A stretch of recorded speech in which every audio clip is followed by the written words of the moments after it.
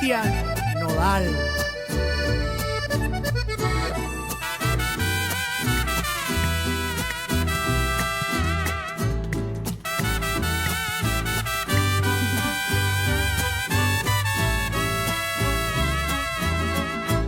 Desde hace tiempo ya nada es igual.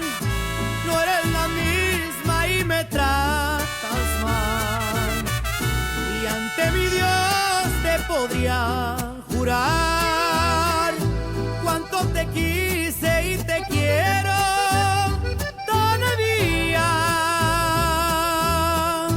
Adiós, amor, me voy de ti y esta vez para siempre. Me iré sin marcha atrás porque sería fatal. Adiós, amor, yo fui de ti, el amor de tu vida. Lo dijiste una vez, no hiciste creer cómo me duele perderte. Me resignaré a olvidarte porque me fallaste.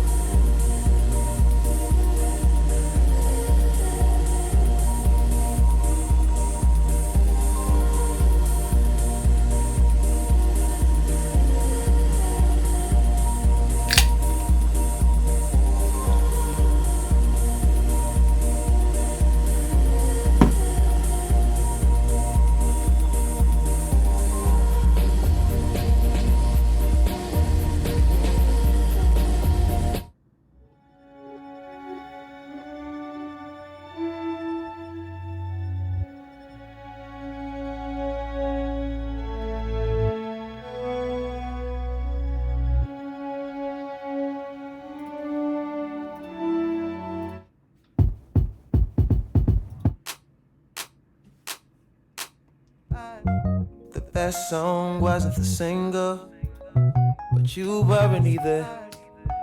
Living in Ladera Heights, the Black Beverly Hills, domesticated paradise, palm trees and pools. The water's blue, swallow the pill, keeping it surreal. Whatever you like, whatever feels good. Whatever takes your mountain high, keeping it surreal. Not sugar free, my TV ain't HD, that's too real. Grapevine, mango, peaches and lime. A sweet life, a sweet life, sweet life. Sweet life, sweet life. A sweet, sweet, sweet, sweet life.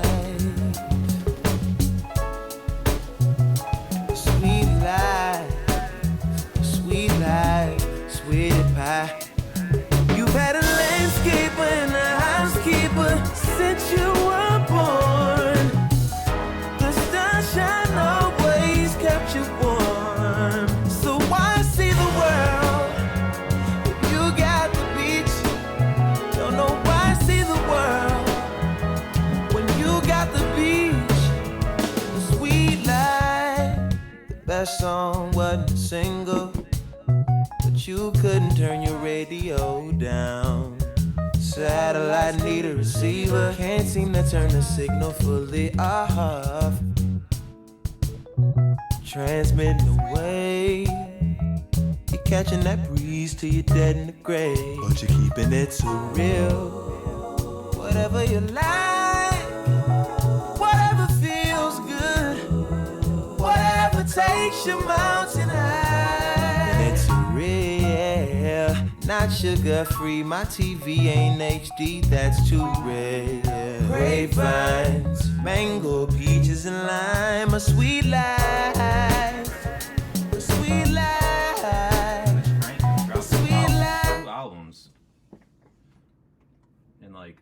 decade and a half. That's insane. It's insanity. He'll just release it too. It'll be like some casual Sunday, and he'll just drop some album that'll have us talking about it for a long time. Can you hear me all right? Yo, Filippo. Filippo. Can you hear me? Can anybody hear me? Yo, Filippo, can you hear me?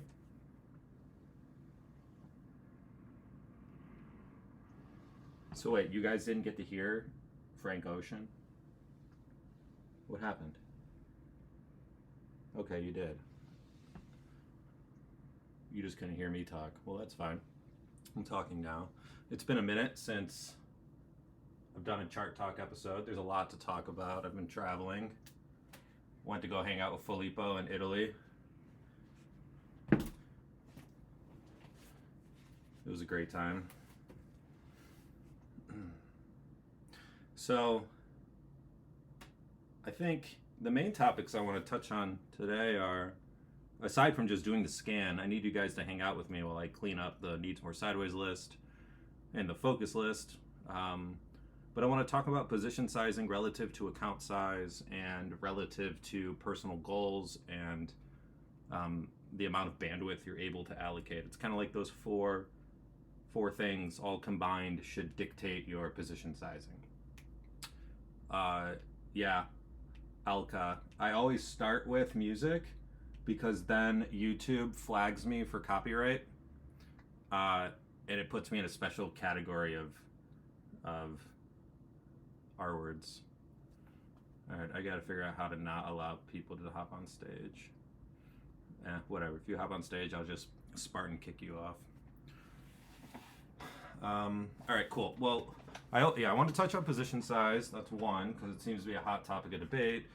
And then also another one that seems to be, and you know, I can't believe I haven't talked about it a lot, but it's how to trail moving averages, and it kind of ties into the position sizing theory, not theory, I don't know, whatever thought process that I have. And then like how do you know what moving averages to trail? Well, it really depends on what time frame you're entering a setup on, etc.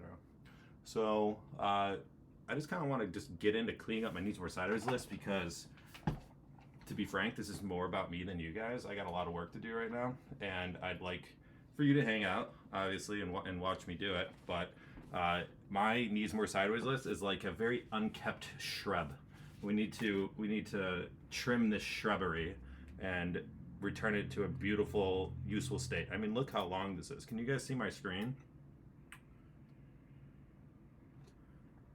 Can you see the screen with the chart and the 3 watch lists? All right, cool. So the top watch list is my focus list. It's wildly out of date. And my Needs More Sideways list might be the longest it's ever been. I feel like Tom Hanks in Castaway. Like, that's a great analogy for this Needs More Sideways list. We just got rescued. We're on the boat. We need to start getting cleaned up. So this one's at the top of the list because my Needs More Sideways list is filtered by mark percent change.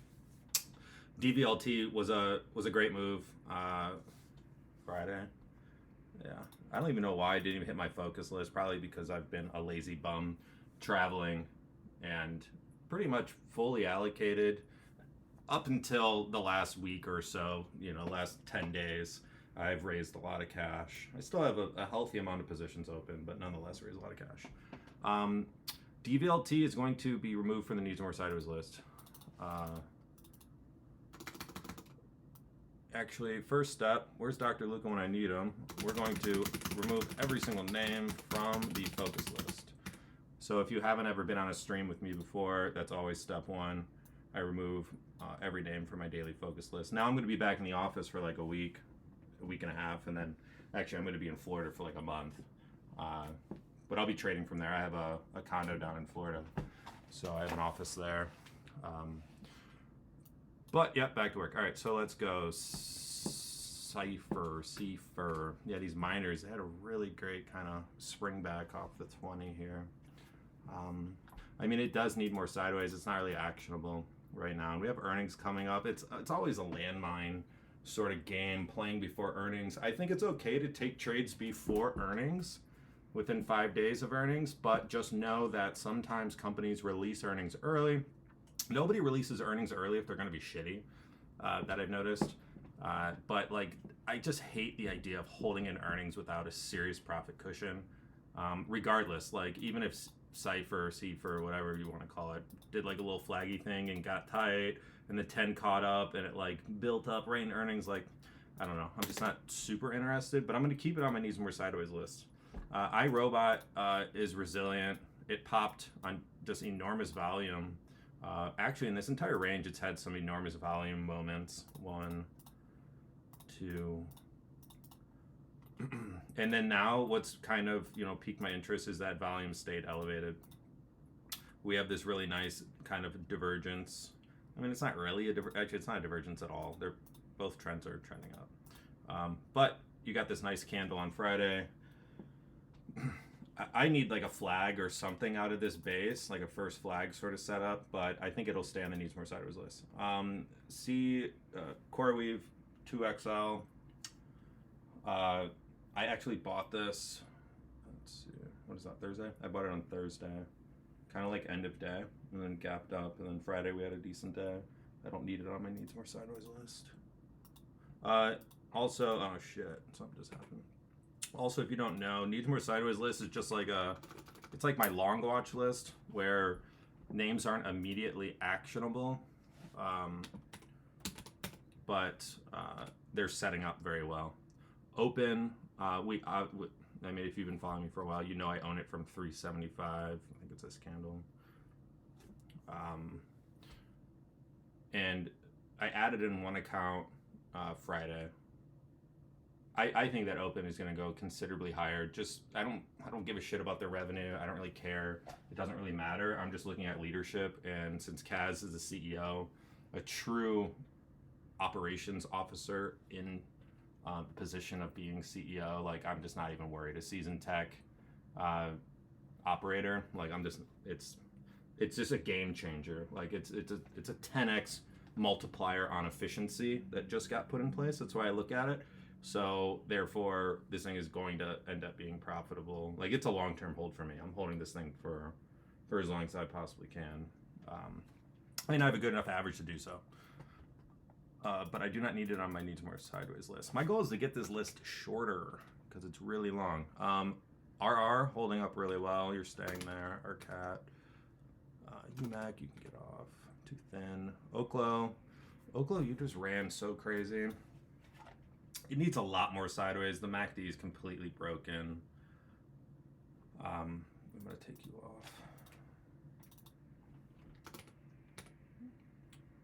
I bought Circle Friday, not a leverage version. Okay, yeah. I bought, CRCL Friday. It was kind of a cheat, like on this long squiggly line sort of deal, and it was a pop back through this gap level of like 140, but I bought it below there. I bought it, I think, I'd have to check the averages. Let me see.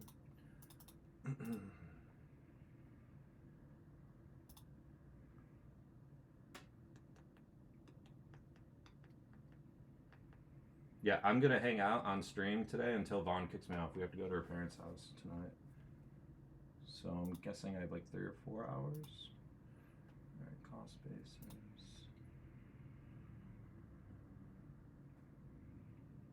Yeah, I'm just checking to see what my circle average actually is. I don't know. While that's loading, I'll keep going. But yeah, this one looks great. It's kind of a DP. So here, somebody asked about a DP. I'll show you. So it's just a term. All right, so just a little backstory. I haven't read any trading books. I haven't read really any like trading blogs. All that I've studied, quite literally, is Qualamagi. And then just the charts themselves. So I've just spent an ungodly amount of time going through charts. Like thousands a day, 8 hours a day, every day, for years. Like literally that's like And then I'll go through every single chart that's actionable or playable or within my realm of criteria, and I'll look at it on every single criteria or every single time frame. Every single time frame, every single day. So I'm not literally going through thousands of names, but I'm going through thousands of charts on different time frames. And I just started to notice this bottoming pattern a while ago. And if you're, obviously everybody here is in the Discord, there's the channel that's the Divergence pivot. I think it's like, maybe it's actually quite literally called Divergence pivot. But it has a bunch of these patterns, and it's quite simply where you have a large linear downtrend. So like here, if you look at the price chart, we have this downtrend, and then the MACD is uptrending, or you can use RSI or whatever. That is the divergence. And then there's a point where they cross, or I'm sorry, the divergence kind of ends, and they start ramping together. So a new uptrend starts on the MACD and starts on the price time frame. I'm sure people talk about this elsewhere in books and blogs, and I'm sure other people have noticed it. I don't know what they call it, so I called it a divergence pivot. Open actually had a really, really, really great one. It was pretty insane, actually. To better visualize it, let's look at maybe the weekly can help us here. No, let's look at the daily again. Okay, yeah, there we go. So we have this like really long downtrend, and it's a really tight channel. I mean, it's pretty darn linear. But right about here, you start getting an uptrend in the MACD. And you get this really tight cluster of crosses, which is something that I've been paying attention to recently. And it kind of helps you time the pivot. But yeah, eventually the divergence breaks and the MACD starts ramping up more with price. And there you have like this divergence pivot. And they happen so much, like CVNA in the bottom in 2023. I mean, you can just go through any of the really big turnaround stories. They all have these giant divergence pivots.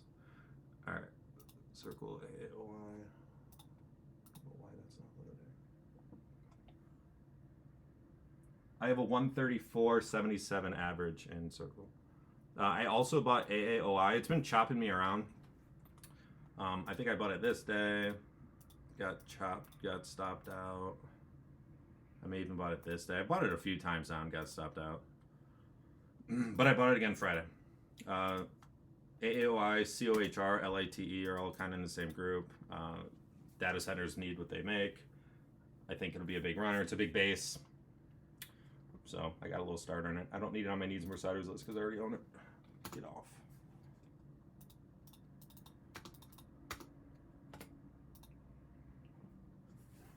CoreWeave, don't need you. OPAD, definitely don't need you. You're gonna see some like old, super outdated names on the list.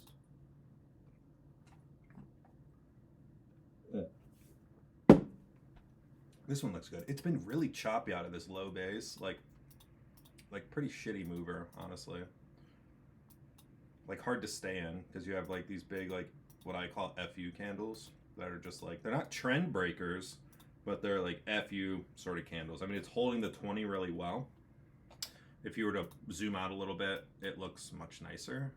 But I don't know. If you see like a red, green, red, green, red, green, it's just not a clean trend. Like here, it's green, green, green, green, all the way up. Green, green, green, green. That's kind of what I want. So it's still just, in my mind, building a range. And this will be the line. It's already tried to breach that left side peak at 27 once. Tested it twice. It looks really good. It probably needs a considerable amount of more sideways. Really kind of build out a really solid flag here. But I'll keep it on. I really like Path. Connor posted about this, I think today or yesterday, as being a pure AI play. Path along with SOUN. I wonder what AI looks like now. Yeah, it's got this big move up out of this kind of low base thingy, and it just needs to flag a little bit here. But it looks good, and it makes really big moves, and it's relatively liquid. It's picking up in volume. But yeah, this is one I want to keep an eye on. Because now that I've raised a bunch of cash, I don't need to see these anymore. Now that I've raised a bunch of cash, I want to figure out where I want to redeploy it, where I can redeploy it. Core got away. I bought Core 3 days ago and got stopped out. Where did I buy it? I think I bought it. Yeah, I bought it here. Sorry, I bought it on 1020, and it just kind of DTSS'd. Is Drug a DP? I don't know. I haven't seen Drug since it had that weird parabolic run. Yeah, no, it is. I mean, technically it is. So you have like this big uptrend on the MACD, and then you have this big downtrend. The trick is, how do you time it? And you have to time it with the arrows and breaking through moving averages. The moving averages will get more narrow and tighter, and eventually price will kind of perk up over the 10, put on a tight day, and then you can sort of try it. But you do have all these overhead moving averages still, like the 50, the 100, you know, the 200. So it's all kind of a timing thing. There's probably a really solid weekly level, perhaps. Nope, there really isn't. You have like a UNR of this level of 30 solid numbers. So you have to kind of find a few confluence points and you take stabs.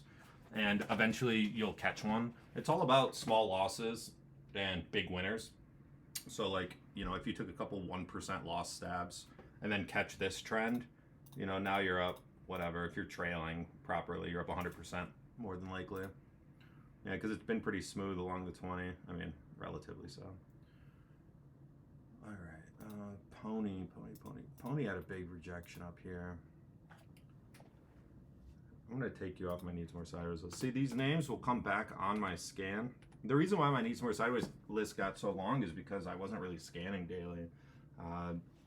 And so I just needed to keep all the relevant names kind of in one place. It was a bit of a cluster F, but you know, it kind of kept me on top of all the most important names to my system. But now, since I'll be scanning every day, I can run a lot leaner with my lists. I don't think anybody should have such long lists. You don't need them. Core, I really wanted you. This thing just psyched me out. NVTS looks great. Just a little bit of sideways. It's got earnings in a few days, but it'll stay. ETH will stay. Lumen, I'm long, so I can remove you. I longed it Thursday. LAC, that was a crazy long. I bought it here. Literally this day. Basically got lucky. But I don't care about you. Galaxy, you look pretty good. You're holding up. You're in the bucket of stocks that rejected Friday. A lot of stocks rejected overhead moving averages Friday. Yeah, see, it closed below the 10. It perked up above it throughout the day. It opened above it, but then it closed below it and kind of like on very tiny volume. And after hours, perked back above. They're tight candles though, so it's like I can't really say that like, oh, it rejected the 10. I mean, it's literally like, it's right there. I mean, it's right there. It looks good though. Yeah, this one looks pretty good. It's been a little choppy. I know I bought it once somewhere, maybe down in here. This is where I bought it. And it's just like I mean, it's 50% move in a week, but I mean, I really can't be mad at that. But nonetheless, though, the move just fizzled. Here is a much better trend, but still, it's kind of a choppy stock.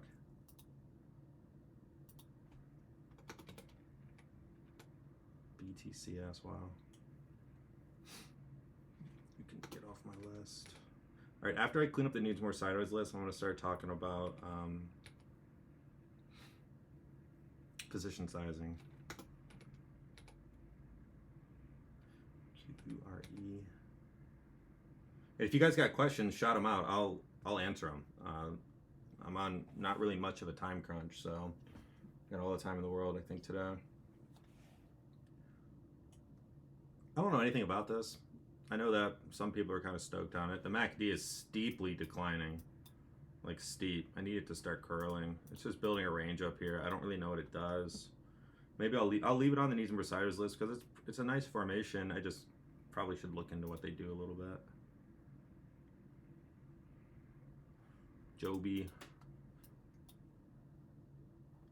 It reminds me of ACHR. Obviously. I mean, they're very similar companies, but the chart itself reminds me of ACHR back here.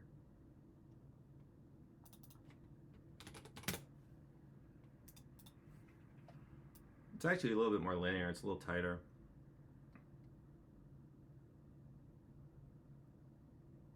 Yeah, it can stay. Oh God, the soul sucker. This stock is just like it got so much social media buzz, so much hype. Like FinTwit loved it, but I just been looking. I've traded it probably 3 times and obviously got stopped out every time. But this is the day that I definitely longed it here. I can't remember the other times, but I know for sure I bought it there. It just is just such a shitty range. It's so choppy. It's still building a range. I don't know. I'm not even interested. It just reminds me of Nancy Pelosi. Just like if a stock could smell, that one smells bad. CVNA has been a bane of my existence. I've gotten perfect entries shorting it, and I just get kind of chopped out each time. I mean, it's going to make an amazing short. It just hasn't really done it yet. Oh shit. Time frame maximum.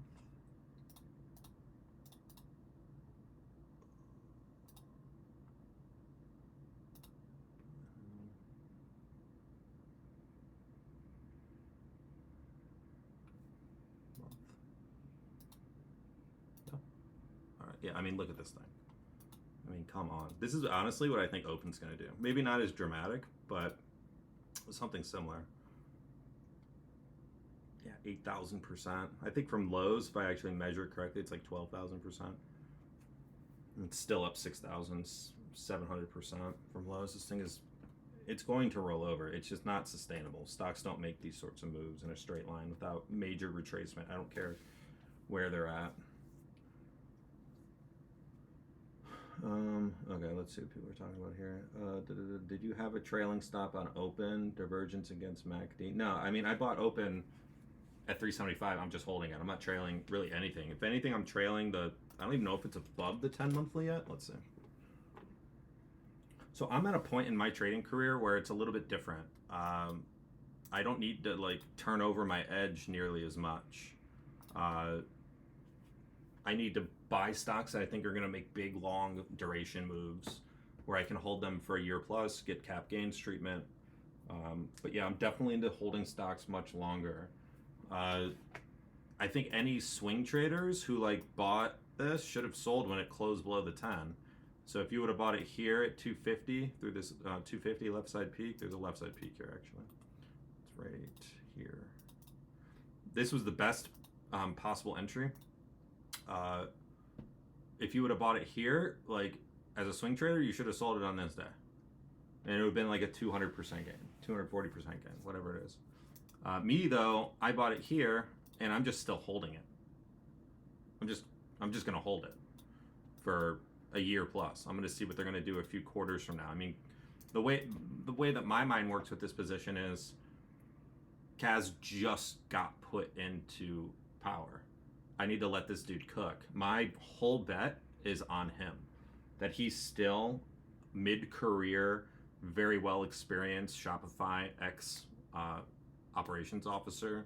Like he doesn't need the money. If you look at his compensation package, it's nearly all performance based. Like this dude just wants to win. And plus you have Raboy on the board and they're just recruiting killers. Like I think there's so much success in Silicon Valley from like the last generation of tech entrepreneurs and employees that they're just looking for round 2. And I think a lot of that experience is going to roll here.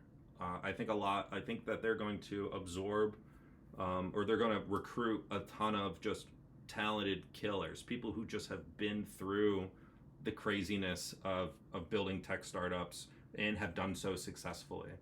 And it's like a game to them now. Like they're going to turn Open Door into just something that we probably can't even quite imagine.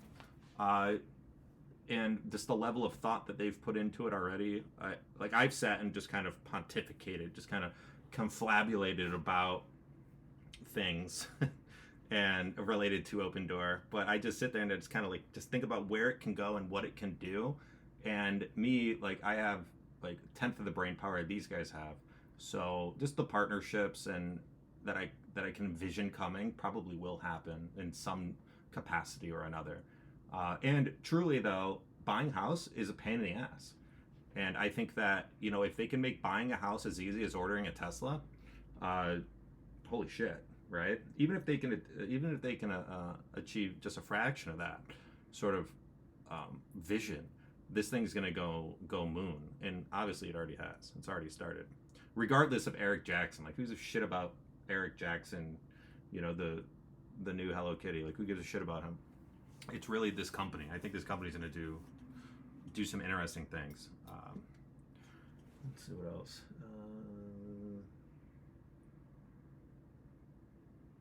Could you talk about entry patterns? Do you look at intraday for entry? You probably, RC, I would encourage you to just kind of go through the Discord, starting with the getting started page and just kind of reading, you know, how to use the Discord, because I'm sure most of your questions are probably all already answered. Yep, no problem, bud. How do you scan for stocks in long downtrend? Find the MACD divergence? Thanks. I don't really. I don't really look for the MACD divergence.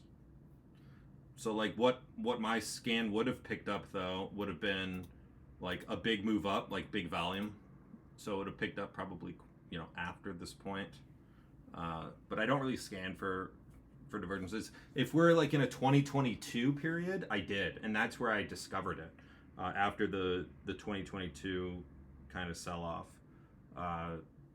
and pretty much at the beginning of 2023, all turnaround stories, they all had these huge divergences, and I noticed them across all the charts. I'm like, shit, how do I, you know, better take advantage of these big turnarounds? And that's kind of where I discovered it, because every chart was downtrending, like from Meta to Nvidia to, I mean, pretty much everything, even CBNA. All right, let's get back on track, clean this thing up. Kiori, Joby. I'm gonna keep CVNA here because it is gonna be a great short. Maybe. SPRB, you can go away. Plug, you can stay. All right, now this one's actionable. I'm gonna put you up on my focus list.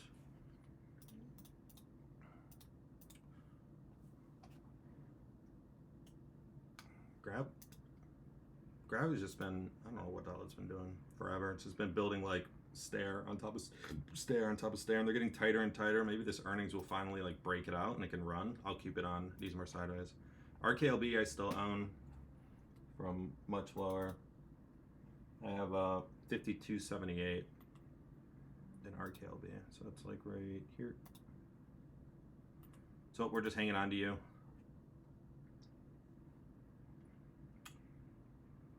Get off my needs more sideways list.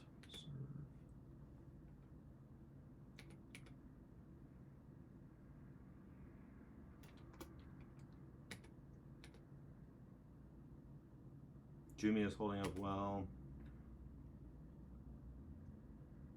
I'll leave MSTR on my list because low-key I like root for them, because everybody hates Michael Saylor and everybody hates MSTR and they think it's his big Ponzi scheme, and it probably is in some degree, but I don't know. I just kind of like low-key want to see it just like rip to highs. So I'll leave that. Flowers, 1-800 Flowers. Kidding me? I'll remove you.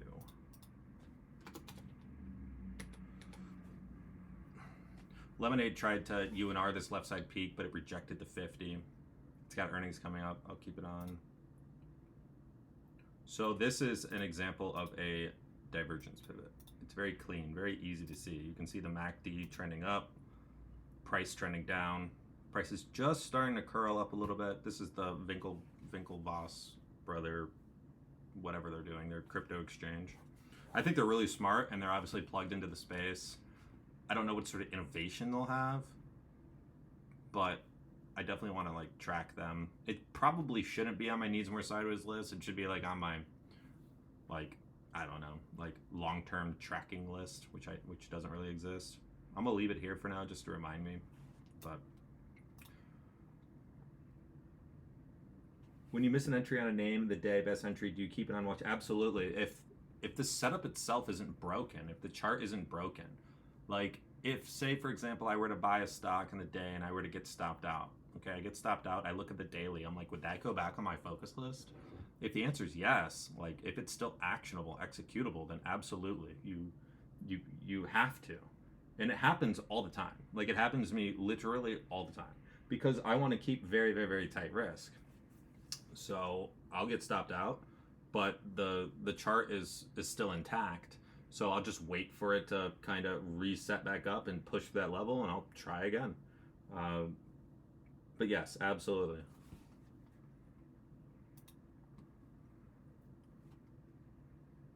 RGTI will stay on just because I want to short it. Tiger. What up, Yanni?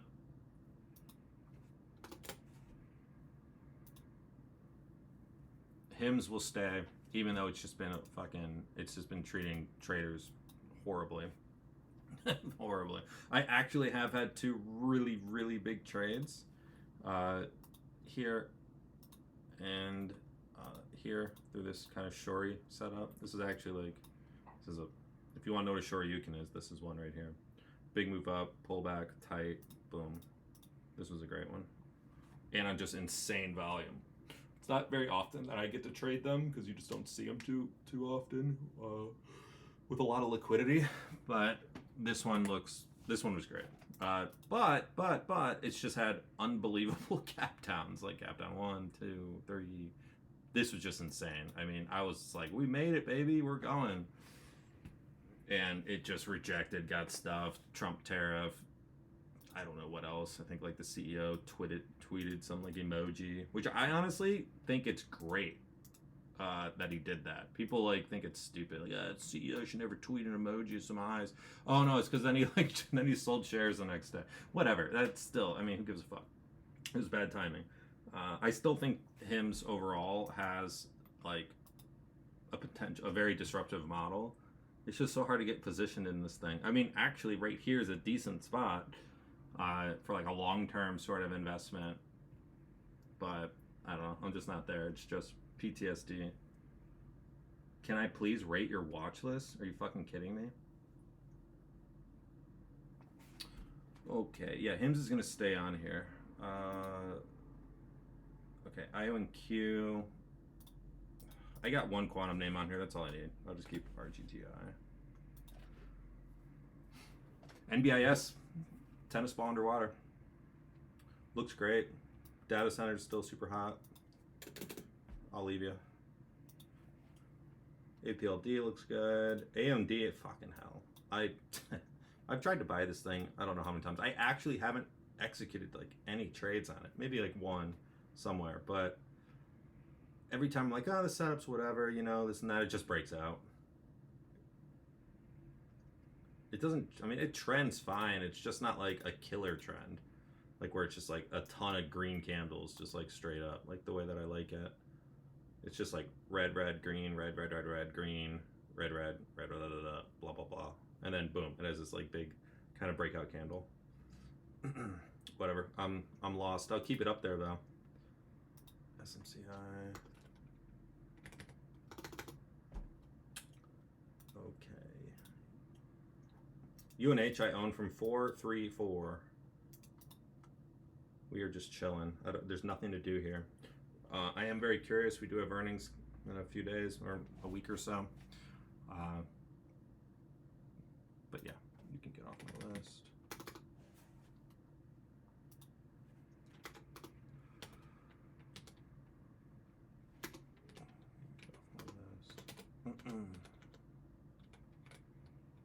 I like AVGO a lot too. It's just been one that's just been so difficult to get positioned in. It's just not really a trading stock. It's just kind of like one you just gotta buy and just like hold on to and like wish for dear life.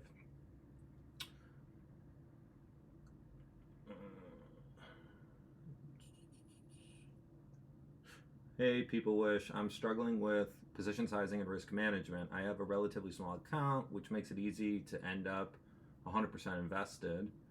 When the market reverses direction, the drawdowns feel large and stressful. Do you have any recommendations on how to deal with this? I mean, this might be a perfect segue into position sizing.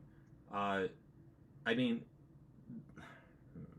it really depends on what your goals are. So, the way that I encourage every single trader to start out, like if you were to start like from the beginning of just kind of my brain dumps and my teachings, it's always with a mission statement. And the mission statement, essentially, it's just like a mission statement for a business. And many of you know I'm an entrepreneur. I've started a dozen businesses. I've sold businesses. Businesses have gone out of business. I still run businesses.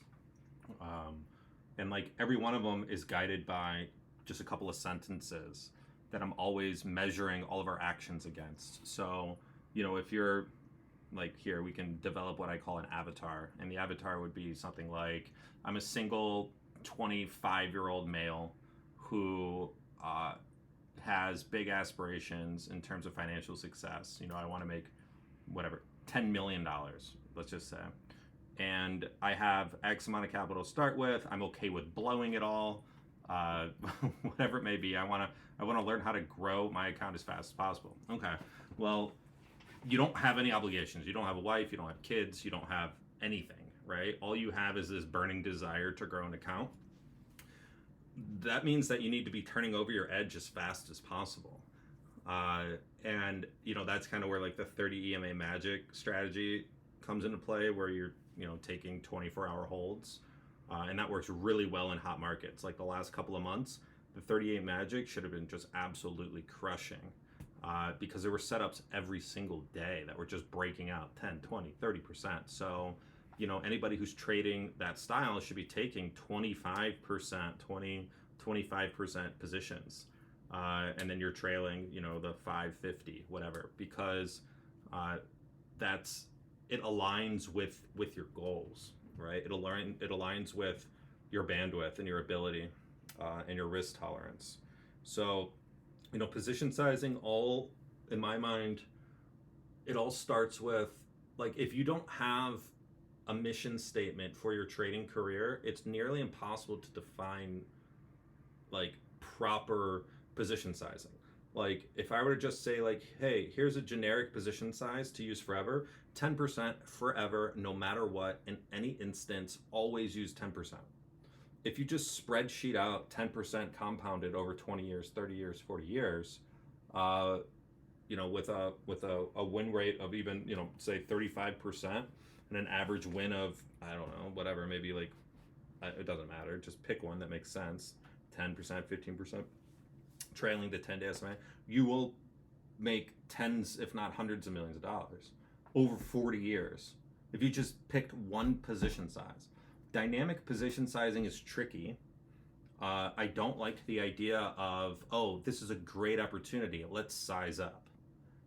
Like that, especially for like newer traders who just need to find their stroke, who need to find their swing, who need to find a little edge or a system that no matter what, they can lay their head on and make money forever, right? Like Louis, he's a great example. He trades one setup. It's a big breakout, typically from a divergence pivot. It's a retest of that left side peak, and then he looks for a little flag to buy. He buys that setup religiously. That's what he buys. And it will make him money for the rest of his life, right? But where does he decide to size up? He doesn't size up. It's just 15%, just like we talked about for the past 3 years. I said, Louis, 20%, 10%, or how about this? 15% forever. And he said, okay. And that's what he does. 15% forever. He doesn't size up to 20 or 25 or 30 or 100 or fully leveraged in a name. It's just 15% forever, because there will be endless opportunity in the stock market. There will be periods where the opportunity set dries up and they're less frequent, but then that's all averaged out by periods where the opportunity set is so overwhelming that you can't even possibly buy them all, which has been recently. So I like dynamic position sizing. I think it makes sense for like maybe like a Stephen Ducks sort of trader, where he is trading very infrequently, and he's trading these big kind of mean reversion parabolic short setups. And to make up for like the lack of positive EV trades that we may have as swing traders over like a long period of time, he has to take much larger size in those instances, right? So like, $10 million is an insane trade. It's an insane short, but it may have been months for him to get that. While swing traders are knocking out $1 million shorts or $1 million longs weekly, right? Or every other week. It just depends on how big your account is.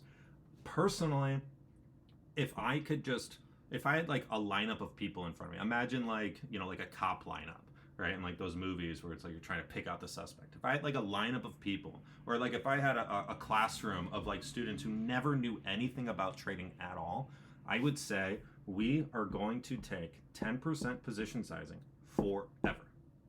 Forever. For 1 year, 2 years, 10 years, 5 years. Because if you're 25 years old, if you're 30 years old, it doesn't even really matter. If you just look at the math, like put it into a spreadsheet and look at the math and plug in the win rates, right? Like your small account will grow into multi-millions. And it won't be overnight. It won't happen tomorrow. And guess what? You're not gonna have a $10 million short anytime soon. Stephen Dux is an alien. He is exploiting a niche. He is really, really great. That's insane P&L. But his account will never, ever scale to a Stanley Druckenmiller. It just will never. It's not even close to possible. Or even like Qualamagi over time. Ducks may have more career win than Qualamagi.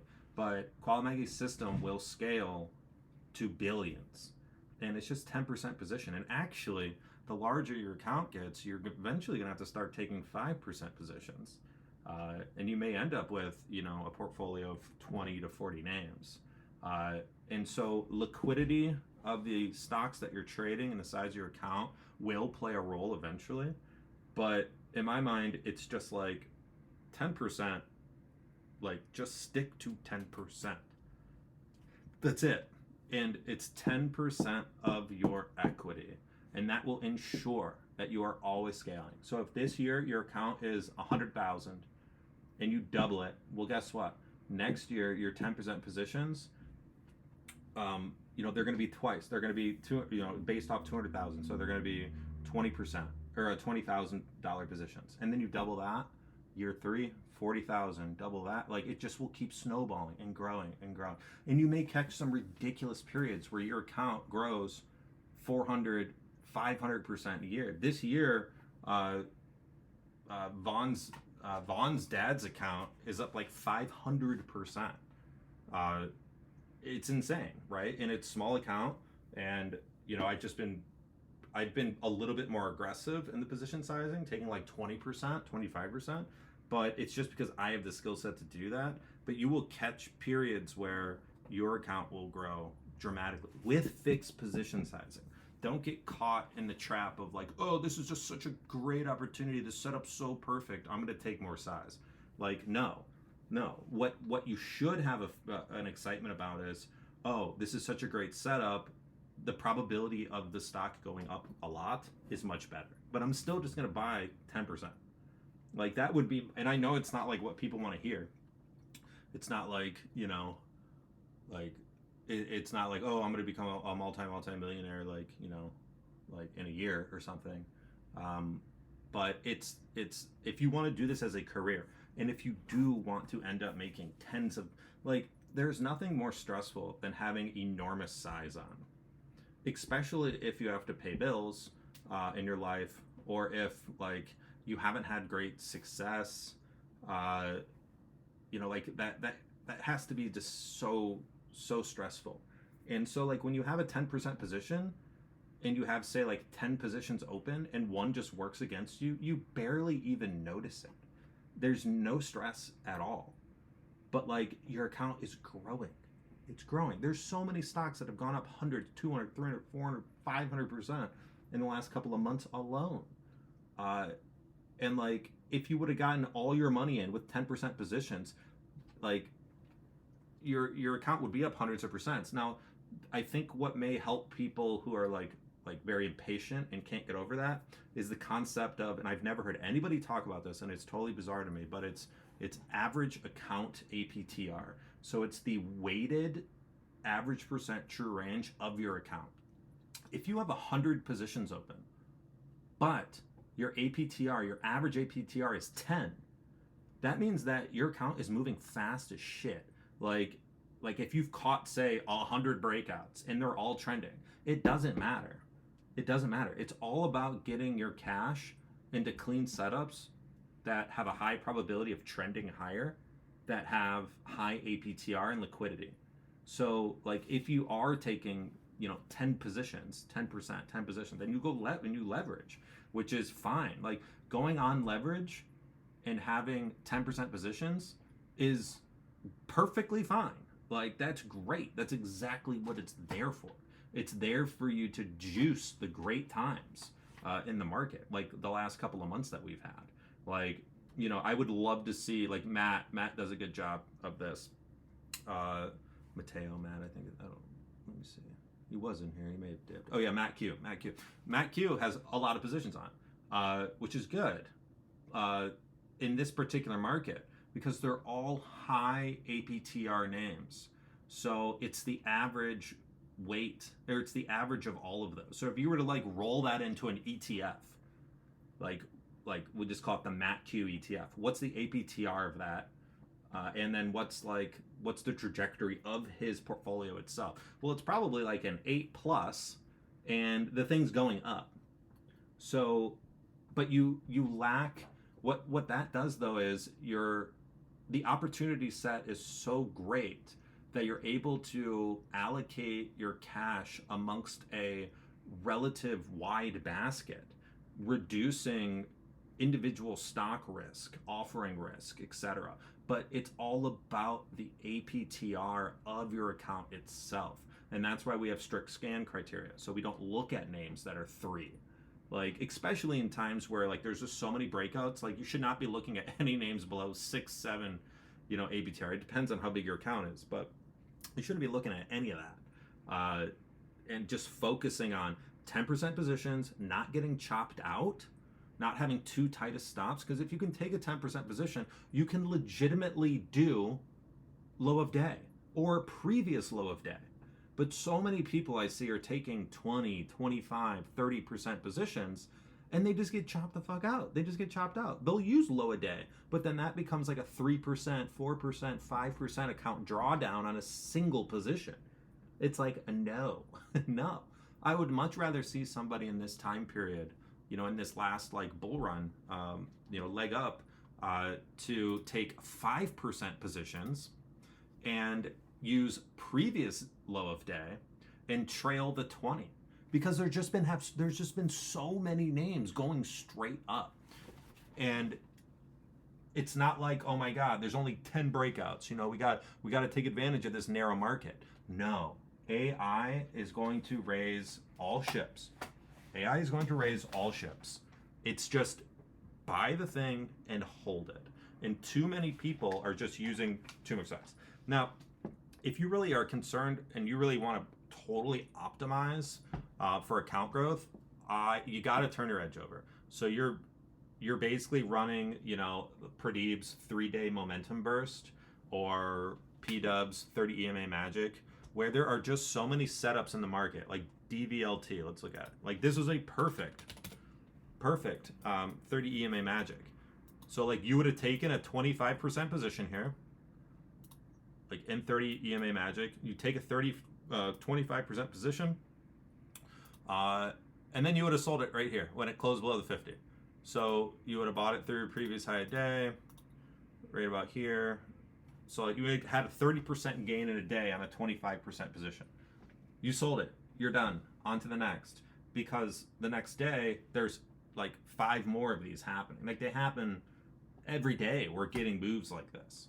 But if your account's a little bit bigger and say you don't have the time You know, like swing trading is really meant for people who aren't just going to sit at the screens all day long.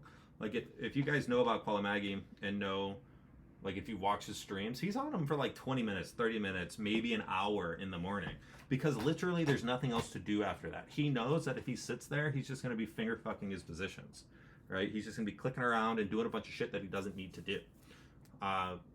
And so the issue with 30 EMA Magic is you kind of got to babysit unless you have some automation in place. Now it's very easy to just automate, you know, a 550 trail and just be gone, just be out.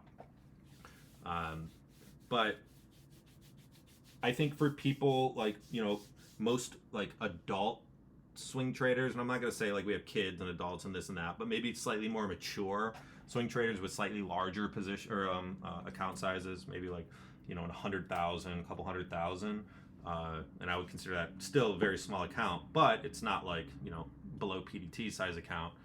You don't really have to like do the 30 EMA Magic. Like to me, you could literally run 30 EMA Magic to $10 million, like or more. But you're just going to start running into liquidity issues where it's like you find a perfect setup like DVLT and you just want to hold it longer because it's just a perfect setup, right? Like you don't want to let it go to waste. You want to try to hold this thing longer. But it really depends on your time, you know, and that's like what I said earlier, position size should be relative to your goals in life and the time that you can allocate to the market. The more position size you put on, the more you have to babysit it, sit there and watch it. But I mean, all in all though, like you just kind of rewind again to what I said. If you just simply take 10% for your entire career, you will outpace everybody around you. If you just focus on system, you will outpace everyone. And years will go by, cycles will go by, and your account will just continue to grow. It's so easy to manage. Yes, you got it, George. Yep.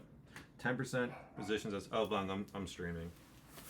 So don't say anything outrageous. What is that? She's got back from walking the dog. Yes. 10% is great. Like, yes, and then in control of your APTR. So if your account is $1 billion, right? If it's $1 billion, you can take 10% positions. You can. It's just your opportunity set will be so much smaller. Let's just play this out a little bit. Okay, if your account is $1 billion and your average position size is 100 million, well, you could have bought Tesla this day. You can buy Nvidia. You can buy Apple. So the APTR requirement, the APTR threshold of your system has to go way down, because if you left your APTR at say 8 of your scan, and you know you need now liquidity of $5 billion a day plus, you're not going to get any names. There's no names that are going to appear in your watch list. It's just going to be this bare naked watch. But that's fine though. If you have $1 billion and all you are doing is focusing on the big plays, that's totally fine. Like you may buy TQQQ, you may buy Nvidia, Tesla, and there's others. There's other relatively high APTR plays, like even CoreWeave in the beginning. Let's see what it was trading. I mean, it was trading here $52. No, that's not enough. It was like 5 billion. Oh, no, it wasn't 5 billion, but CoreWeave's trading 3 billion a day, right? So yeah, if your account's $1 billion, you would need 10 times that. You would need 10 billion cutoff roughly. You could probably do 5. You just move it a little bit more, and you wouldn't want to buy it all at once. But in Tesla, you literally could. $100 million position in Tesla could be one clicked. It could be one clicked. Let's just look at like the opening range. Let's look at one of these candles here. Like this one right here. So this 5-minute candle, how many shares did it trade? Where do I see it? Oh, the 2.8 million at 400 bucks. So let me do the math.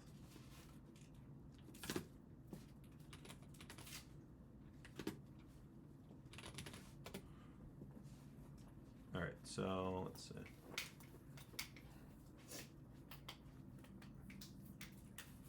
$1.1 billion. Yeah, 1.1 billion. So you're only 10% of that candle with a $100 million click. Like, that's fine. If you're 10% of a 5-minute candle, that's fine. That means that you're 50% of a 1-minute candle. That's not that crazy. And if you kind of, T-wopped it a little bit, kind of clicked a few times, like, you could get $100 million in this thing, no problem. But we wouldn't be doing that. If our account was $1 billion, we wouldn't be taking 10% positions anymore. And Druckenmiller, he says like diversification is the death of compounding, or maybe somebody else said that. I don't know, but he kind of lives by that, where he's kind of put all of his eggs in one basket a few times. And but if you look at his account now, he has like 60 names open. Right? Because his account is $5-6 billion. You just can't concentrate like that. So you got to take 5%, 3%, whatever. Like it gets a little bit different there. But we don't have to worry about that for a while. Most of us in this group, we're kind of a ways away. Imagine if your account is 100 million, 10% positions, $10 million. You're taking $10 million positions in Tesla. No problem. There's a zillion. There's a ton of stocks that you can get one-click $10 million positions in. Now your stock universe is much. Can you stop opening packages right here, please? Like, why you gotta open them right under the mic? What is that? Oh shit. Anyways, yes, but sorry, Vaughn just like brought in like mail and just like opened it in my face. I hope this makes sense, and if you have questions around this thought process, this is the time to talk about it, because this is what I wanted to cover on stream, is position sizing. And I truly don't think you have to worry about it at all until $100 million. Like, oh my god, you're at $100 million, we're going to take some 5% positions now. All right, can you discuss max risk to account per trade? All right, so yeah, this is one that's interesting. Okay, so we only trade tight charts. What I mean by tight is yesterday's range is tight relative to the previous recent range. So this would be I would consider BABA a tight chart. Now, people would think that, oh, it may be like wide and loose, it's like building a range, but I look at this last candle relative to the range. So like here's the recent range. This is a very tight candle. You have tight risk off. Price relative to your risk level, which should always be the logical level, is close. So logical level is you have the 10-day SMA that's very, very close. Where is it? Let's see. Let's look at CoreWeave. Yeah, CoreWeave. Okay. No, that wasn't it. There was a really good example.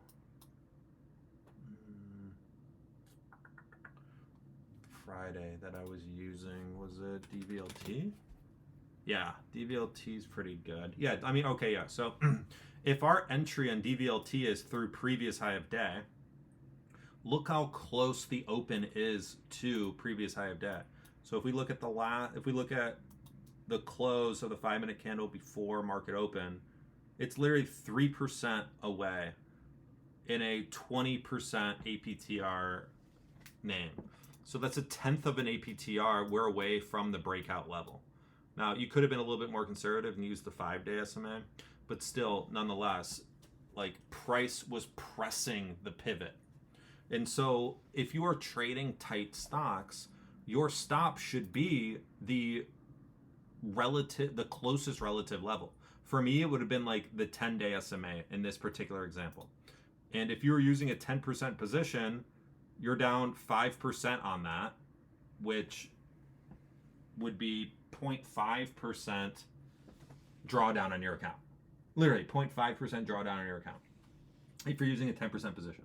That's peanuts. But it gives you so much room, you don't get stopped out. You don't get wrecked. So like if you were to take like a 20 or 30 or even larger position here, like you're using like the low of one of these 5-minute candles and just hoping you don't get wicked out, chopped out, which is a high probability of that happening. Oh yeah, open. You're right. Open, I think, was a really good example. Yes. Open, even a better example. Open is even a better example because it's a UNR of the 10-day SMA and the 5-day SMA. So if you look at my chart here, I have this teal line. The teal line is the 10-day SMA plotted on a 5-minute chart. And then I have the 5-day SMA plotted. And then this dashed green line is previous high of day. So all of these are just super, super tight with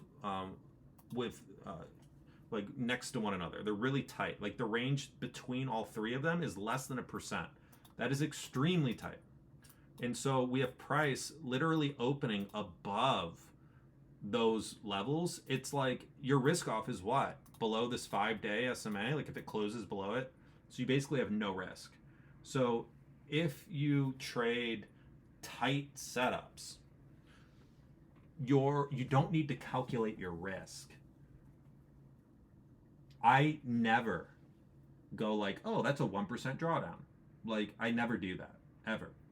Because the stocks that make my actionable list are tight. So by default, I'm having a range, a stop out range, drawdown on my account anywhere from 2% to 0.25% or lower. And it all averages to less than 0.5%. It's about an average over time. Like you shouldn't be trying to nail a 0.25% stop out every single time. That's just not the way it works. It's an average over time. Sometimes you may take more risk.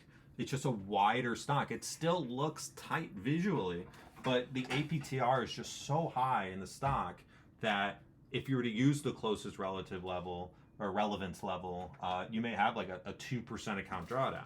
But that is so rare, so infrequent. If you're using, like for you to have a 2% drawdown on 10% position, that has to be a 20% drawdown.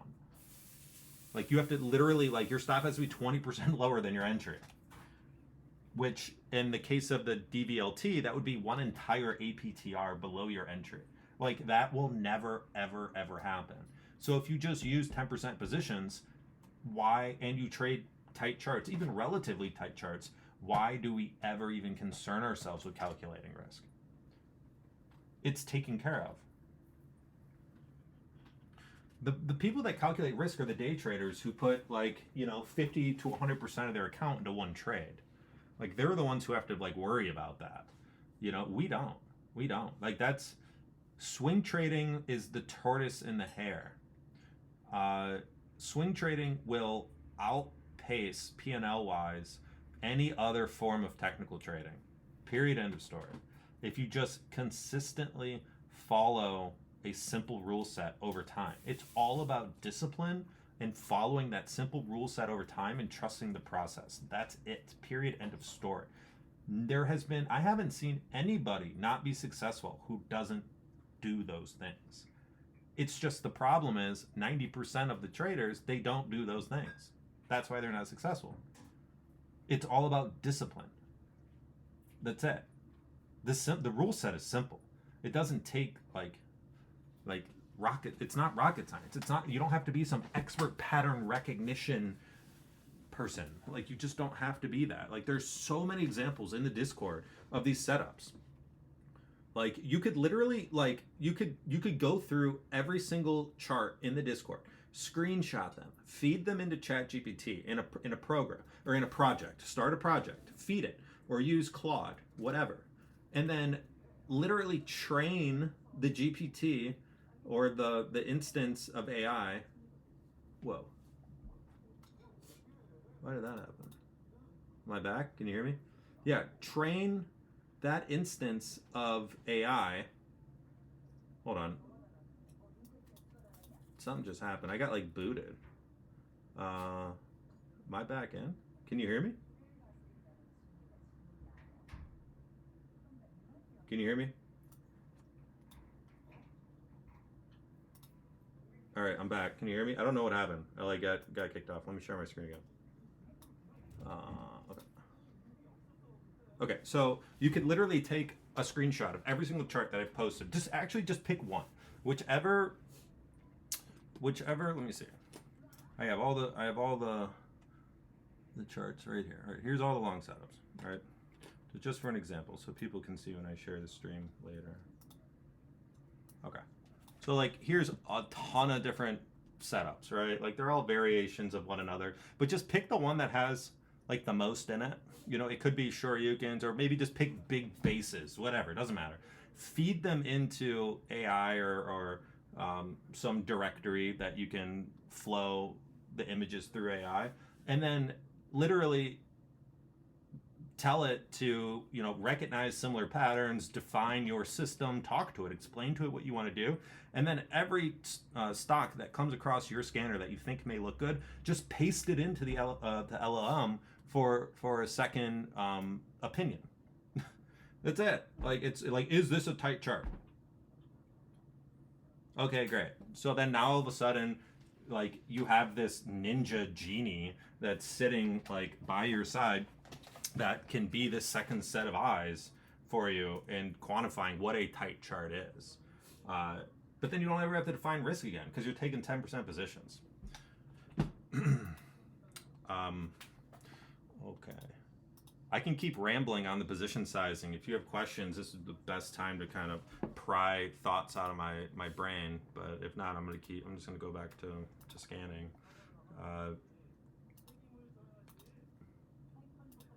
I think that investors have the right to take larger position size because they have more thesis, fundamental thesis, story thesis behind their intent. They want to hold it a lot longer.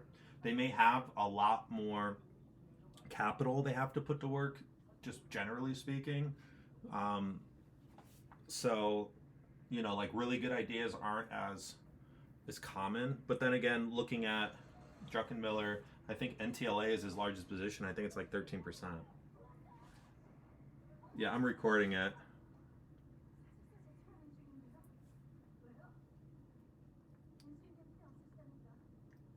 How are you thinking about exits the first few days?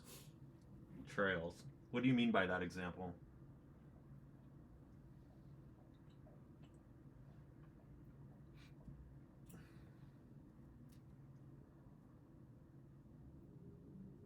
Or what do you mean by that exactly? I'm sorry. Consider adding to your position through a weekly level, or just keep it simple? I mean, like, adding to a position, it has to be a fresh setup. Like, I just don't add to add. Like, you just don't, like, pick, like, okay, you buy a stock, it's going up, great. You just don't, like, buy again. Like, it would need to be another daily level. I don't really like the idea of pyramiding into positions. Like, we're not fucking funds. Like, who pyramids into a position? Like, unless you're trying to put, like, tens of millions of dollars to work in a position, like, you don't need to pyramid in. Like, it just makes no sense to me. Like, you just take a 5 or 10% position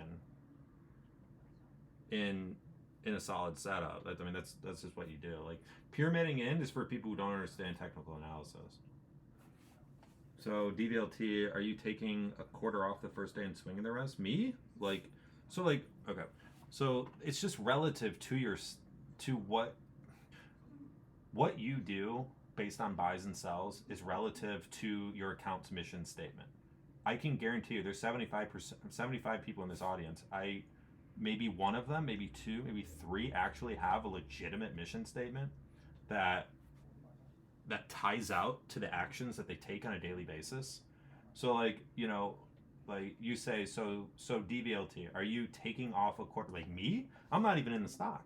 I'm not doing anything. It's more so, what are you doing based on your goals, right?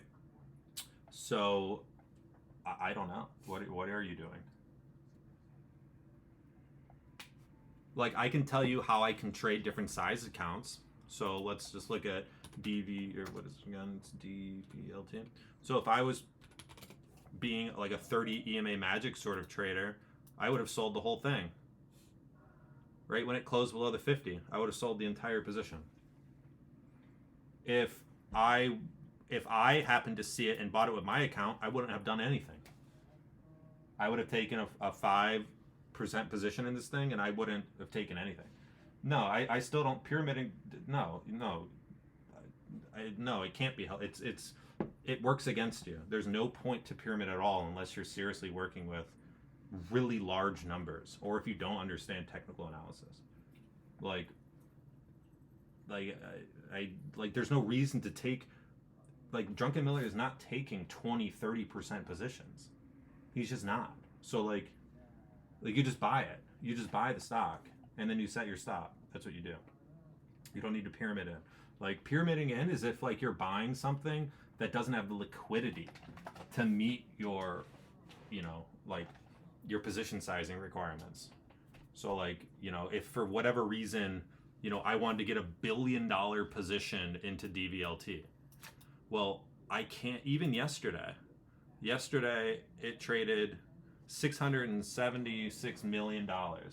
Well, if I want to get $1 billion and I can't just one click it, I would have to be accumulating it over time, pyramiding in. But like, we don't trade like that. Like, no momentum swing traders trade like that. If you're trading like that, then like you're just listening to the wrong people. Like, Qualamagi does not pyramid in. Like, he may have to start doing that now because his account's getting bigger and his opportunity set's a little smaller. But he has always been a one click because he is scaling his scans, the dollar volume in his scans, with his account size. So as his account grows, and this should be all a part. See, the issue is I can only get like to the topical level discussions here because nobody actually even starts with the mission statement. Nobody actually starts with building a very simple system.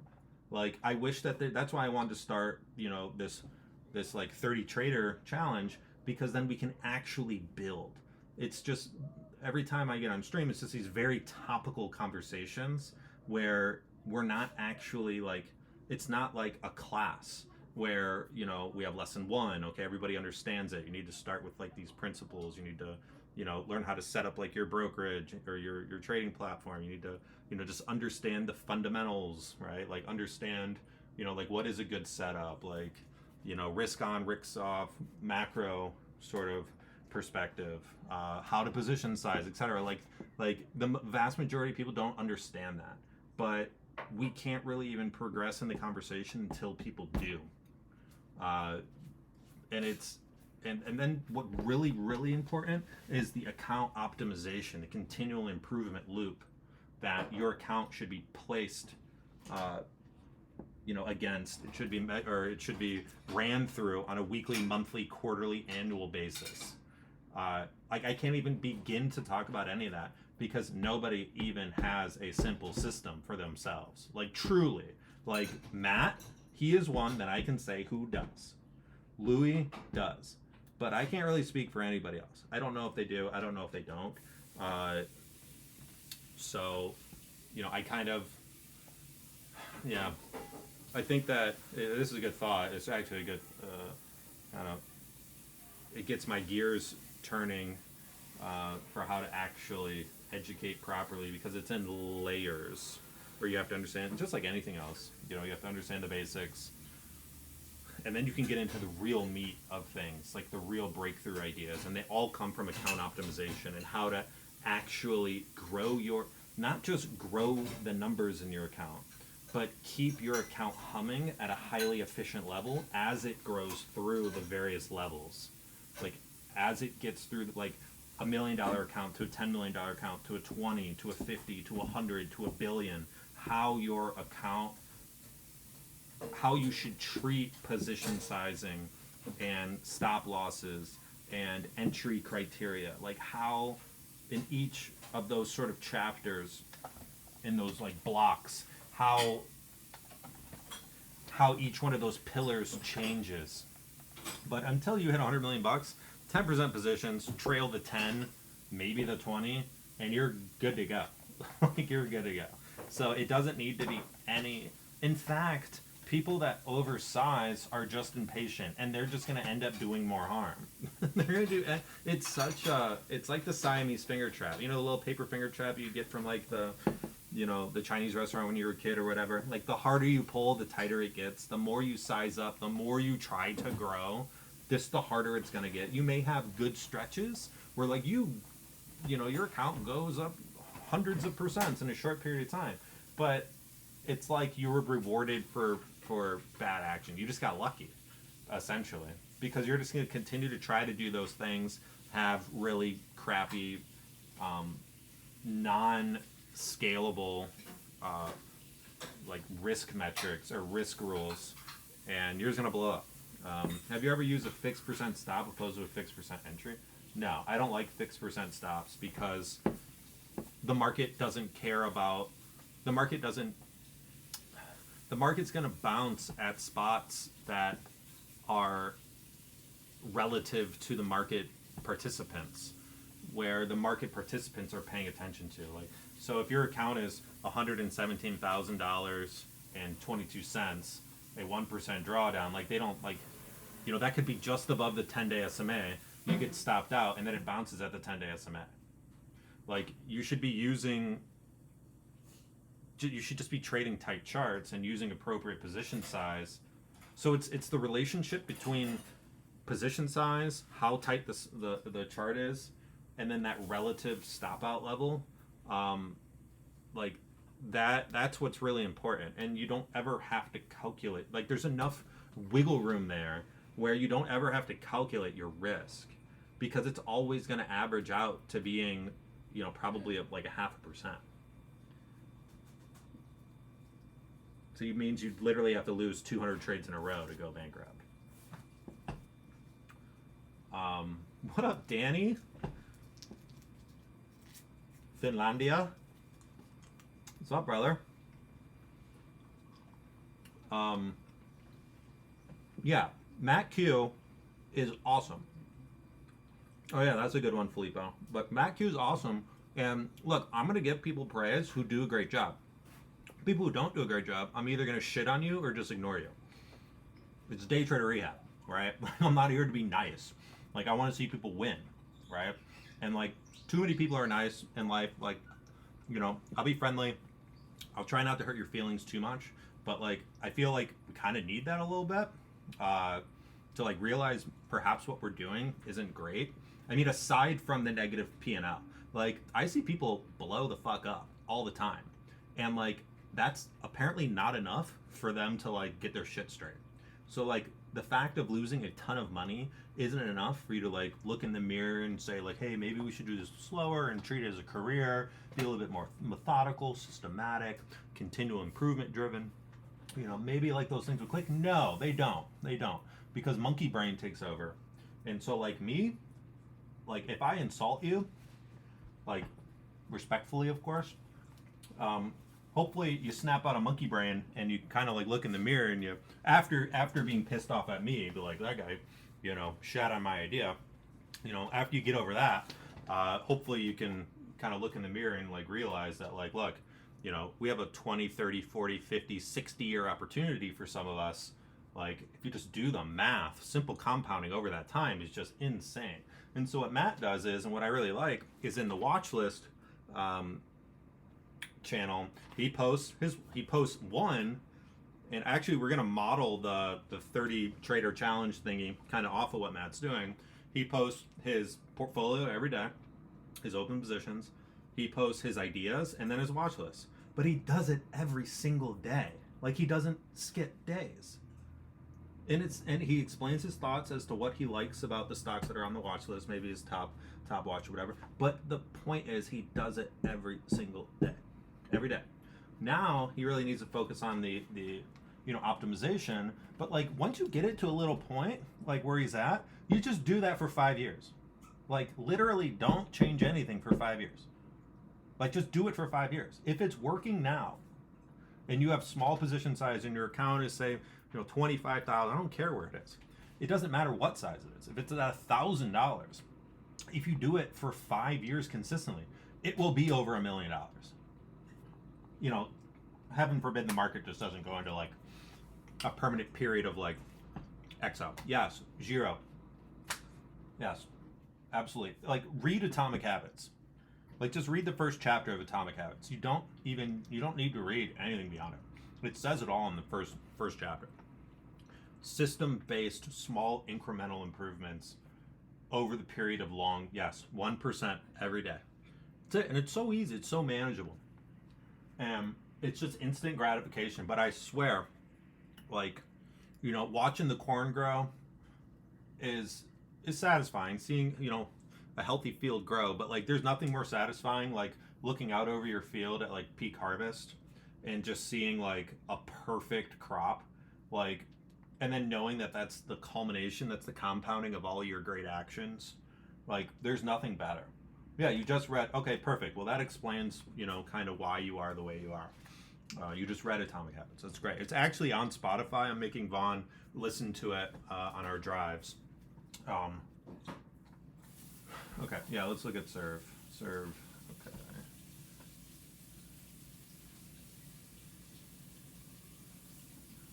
I don't see your question. Where is it? Too far up? Can you paste the question again, Matt?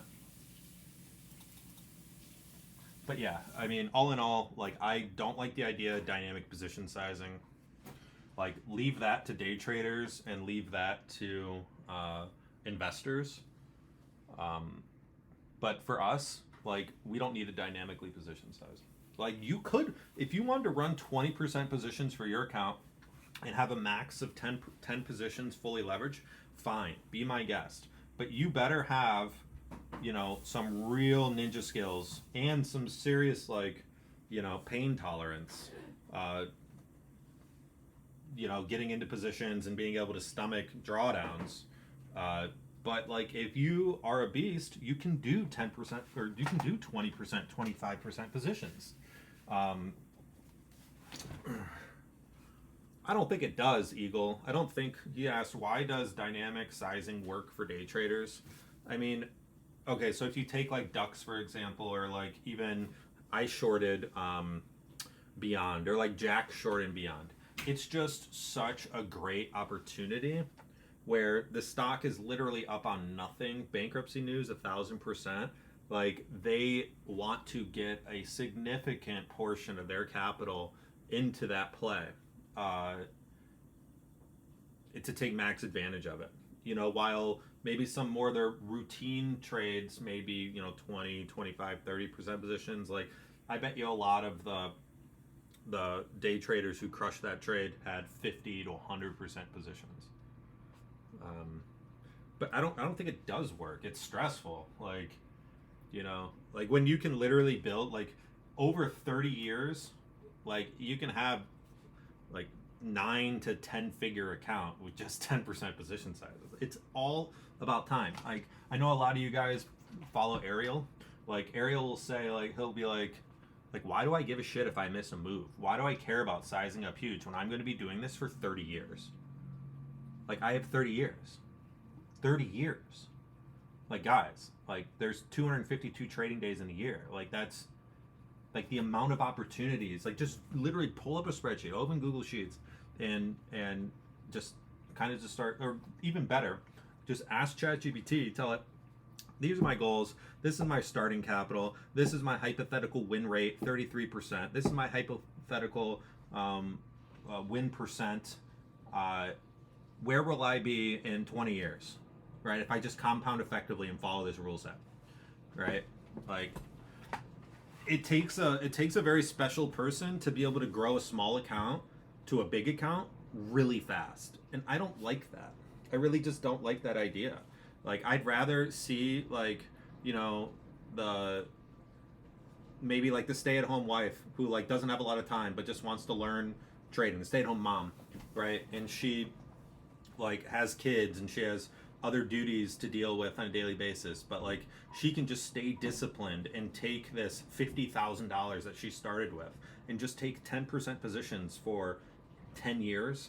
Like, that's insane, Like, it'll just lead to financial freedom. And what's most important for me in my mind is no stress. You don't have stress at that level. Like, I'm curious, Matt, are you stressed ever? Like, your position size is small and you have a lot of a lot of names. Like, do you ever feel truly stressed, like sweating, like you can't sleep at night because of a position that you have open? I mean, I would have to guess, yeah, not really, right? Right. While me, I was sweating in my gold short, like, and like I knew it was just such a big opportunity, so I did size up in it, but like, I didn't like that feeling, you know, like I don't need to do that shit anymore. I just don't need to do it. I never needed to do it. What about decreasing position sizes during weaker markets? Well, I don't think that you need to worry about that either. And the reason why is because you just won't have stocks to trade. You won't have actionable names on your focus list. So, like, for me, it would just be like, if you have actionable names at all on a weaker market, you just don't even trade them. You literally don't even trade. So you don't have to worry about it. So like, you don't have to adjust your position size, but really what you do is you adjust your market filter. Well, you just follow your market filter,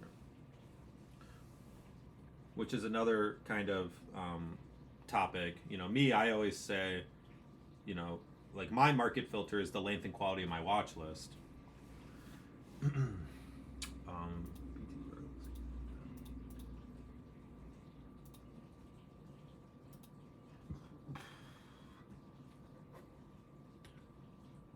I mean, yeah, Raul said, okay, what about choppy periods where there's some stuff? So I just don't know what you mean by some stuff, because, you know, we're looking for momentum stocks. They make a big move up, they make a pullback, they undercut, they reclaim, they get tight, right? And then they expand. Like, that's what we're looking for. So like, that doesn't happen in sideways markets. That doesn't happen in downtrending markets. So like, the very setups that we trade that make us the most money, they're not prolific in those times. Therefore, your watch list is empty. Therefore, you're not even taking trades. Yeah, there was like nothing to do in 2022. There was a couple of trades that happened, but seriously, like there was nothing to do in 2022. Very, very little. Like, I don't agree with progressive exposure at all. I think you just shoot yourself in the foot with progressive exposure. I think that progressive exposure is a concept that shouldn't even exist in a swing trader's like encyclopedia. Like, it should not even be in your mind, progressive exposure. If you are full cash and you have 10 perfect setups and they all break out, what, you're only going to take 2 of them? Like what? Like, oh, I'm just not going to take these other trades because I'm only going to take a max of 2 longs a day. Like, no. You either take the trade because the conditions are true to take it, or you do not. If you happen to get stopped out of every one of them, right, you're going to average a 0.5% drawdown, and you're going to take a 5% drawdown on your account. Oh my God. It's a painful day, but it's not at all like the end of the world. So for me, progressive exposure should, like, this is why I wish I found swing trade. Like, I wish I find all swing traders before they have time to like listen to a bunch of bogus garbage out there first. Highly impressionable.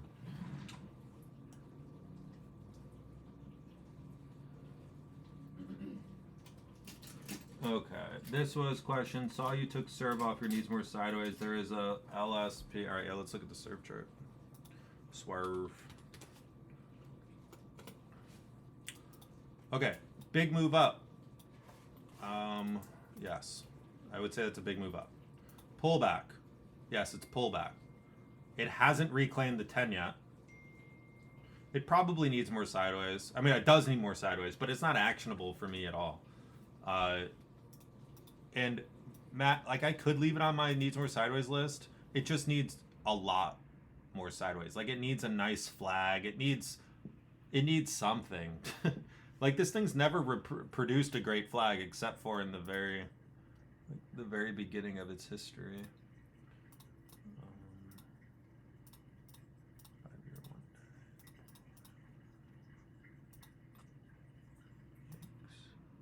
Right here. Actually, it was a huge trade for me. This was a Shoryuken. This was like the best setup it's ever had. But since then, it's really never had any clean setups. It's just been like its chart history is very, very poor. It has never actually given us a good flag or really anything. So I'd like to see that first. I'd like for it to like prove to me that like it could treat traders nicely. What's up, Mr. Jack Kellogg?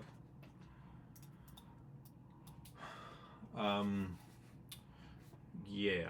So again, position sizing, just pick one size and just stick to it. Preferably smaller size because it'll keep you in the game longer if you're not like super seasoned like Mr. Jack is. Jack knows what good charts look like. You know why Jack knows what good charts look like? Because he's looked at thousands and thousands of them every day for years. Now he doesn't need to do that as much because it's muscle memory.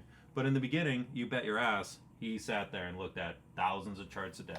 And not necessarily thousands of names, but just different time frames, studying, learning all day, every day, until it just became muscle memory. But until like you've kind of earned the right, in my mind, like there's no need to up your position size. Actually, even if you earn the right, like there's like Louis has earned the right, but he doesn't increase his position size. He's just chilling at 10-15%.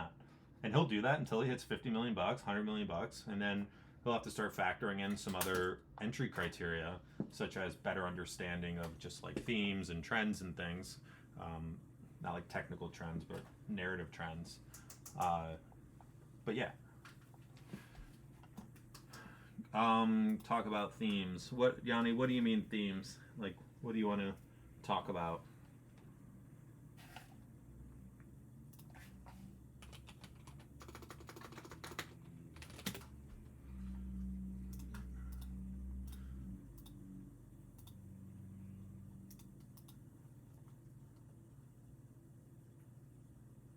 So like me, I don't really track themes. I track stocks that are going up. So to me, stocks that are going up mean way more than like themes. Like themes don't really mean anything to me. I value chart theme over narrative theme. Now, if there is a chart theme, there typically is a narrative theme. And what I mean by narrative theme is like, oh, quantum, right? Like everybody knows what quantum is. It's this new computer that looks really fancy. They think it's a big computer when it's really a chip. Like nobody understands it. But anyways, it's a theme, right? And companies have quantum in the name.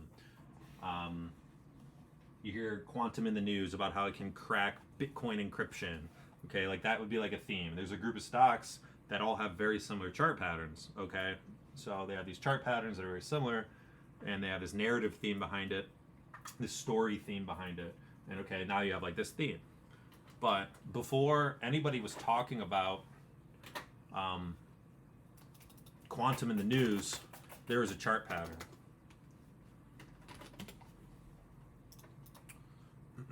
They all had this. They all had a really big perk up.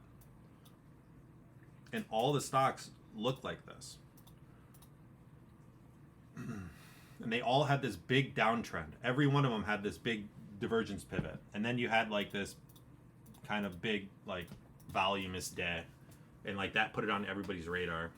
And that was like the chart theme. Like you didn't need to know, like I didn't need to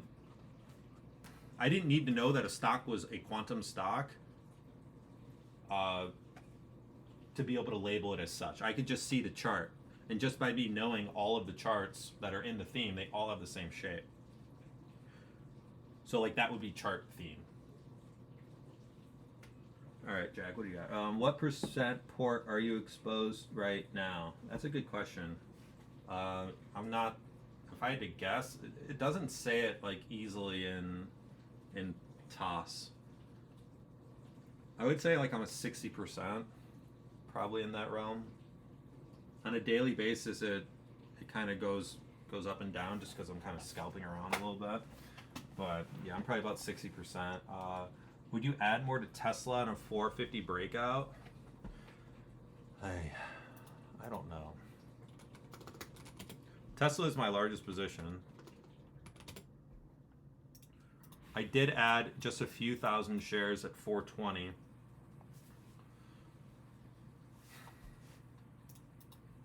I think I'm at the point where the only way that I can really add Tesla is on dips. So I don't think that I would. I wouldn't. My first buy was at 309, and then I had ads at 420. No, it needs more. This is not a tight range. I wish that it would have done what IBM did, where it had this big kind of U-turn candle. It never undercut the low of this base. But I wish it did what IBM did, because I was looking to add on Friday, because I was thinking that it was going to do something like this, or something like UUU, where UUU didn't really have it either, but it did down here. There was the U-turn, but it just didn't do it. I don't know. I'm fine. Like Tesla, I'm building a position to hold for a decade. Like this is a position that I want to hold for a very long time. For me to buy it again, like from a technical breakout, it would need to really tighten up and build like a really nice flag. I love that it held up after earnings, but it's just not tight enough. It just needs more sideways. How did you hold long when the market dropped 3 to 4 Fridays? It's because my averages are so good. And I did get stopped out a bunch of stuff, but like, you know, staying in UNH, Hood, SoFi, Labu, Tesla was no problem, because I'm up, you know, 40, 50, 100+% in the names. What would you have done if you kept washing out Monday following, or the Monday following? That's a different story. I don't know. I mean, I really don't know. Again, I just have such good averages. Like, let's look at maybe like how UNH acted on 1010.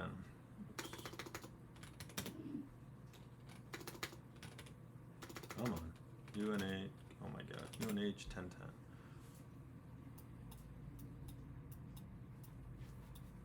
So my average is 43 roughly. So I'm even up 40% at the low of 1010.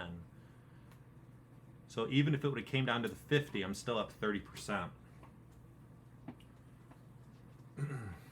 And I just don't, I don't know, I just wouldn't have, if it washed out to 50 that day, I still wouldn't have sold it, because I knew there would have been a monster bounce. I would have had to really see how the rally came after the washout. If the rally was like really weak, I probably would have sold a considerable amount into that rally. But if the rally was really strong, I'm just chilling still.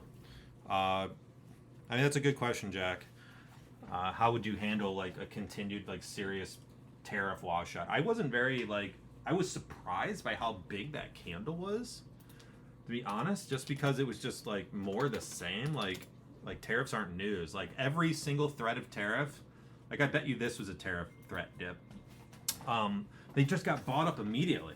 And look, like, you know, 2 weeks later, we're making all-time highs.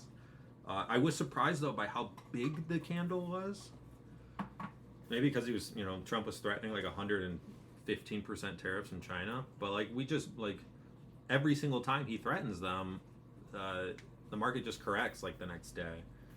But yeah, I mean, if NQ would have just like crashed and like washed out like below 100 or something, like fuck, I don't know. That would have been pretty bad. I don't know. I would have had to have watched how the bounce acted. I wouldn't have panicked out though. A couple of years ago, I may have panicked out. Maybe even, you know, last year I would have panicked out. But now with my mindset, I just know I have to hold these things long term. So I wouldn't have let like any single event like that really panic me out. But I don't know. I mean, I haven't traded through a COVID crash yet, like where it happened in like a month or so. Like or even this tariff crash was fucking insane. I mean, price is still above the 200. One stat that I can hang my head on is that no crashes happen when index price is above the 200. They don't happen. They never. Like, go back and retrace every single crash. Like, they don't happen. So I don't know. I don't know if that answers your question, but did this dude leave? Did he come in here and ask the fucking question and then just bounce? Oh my god! I just feel like talking to a wall. That's hilarious. All right. Yeah, he like popped in and asked a question and just left. Cameo? I don't know. Who knows? It's probably shooting microwaves or something in the backyard. Whatever those hillbillies in Massachusetts do. Oh shit! There he is. I was talking shit. He's still here. You're welcome, Jack. Are you gonna shoot any electronics in your backyard this weekend? Maybe go. Okay, all right, next weekend. All right, hell yeah. Jack, what stocks do you like right now?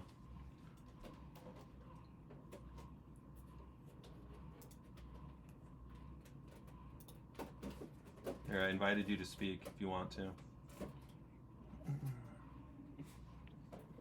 Hello, Mr. Jack. Hey, can you hear me? Are you muted? Can you hear me? Loud and clear. Oh shit! You know what? I think my volume's down then. Uh-oh. Why can't I hear him? Test, test, test.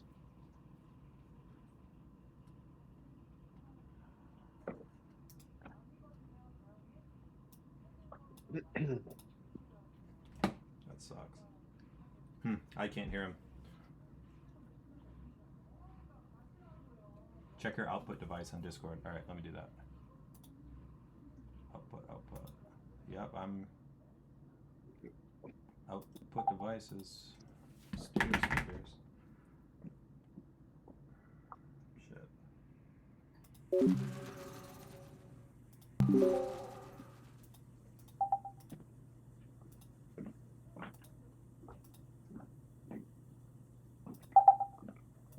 Jack? You probably mute me. Yay!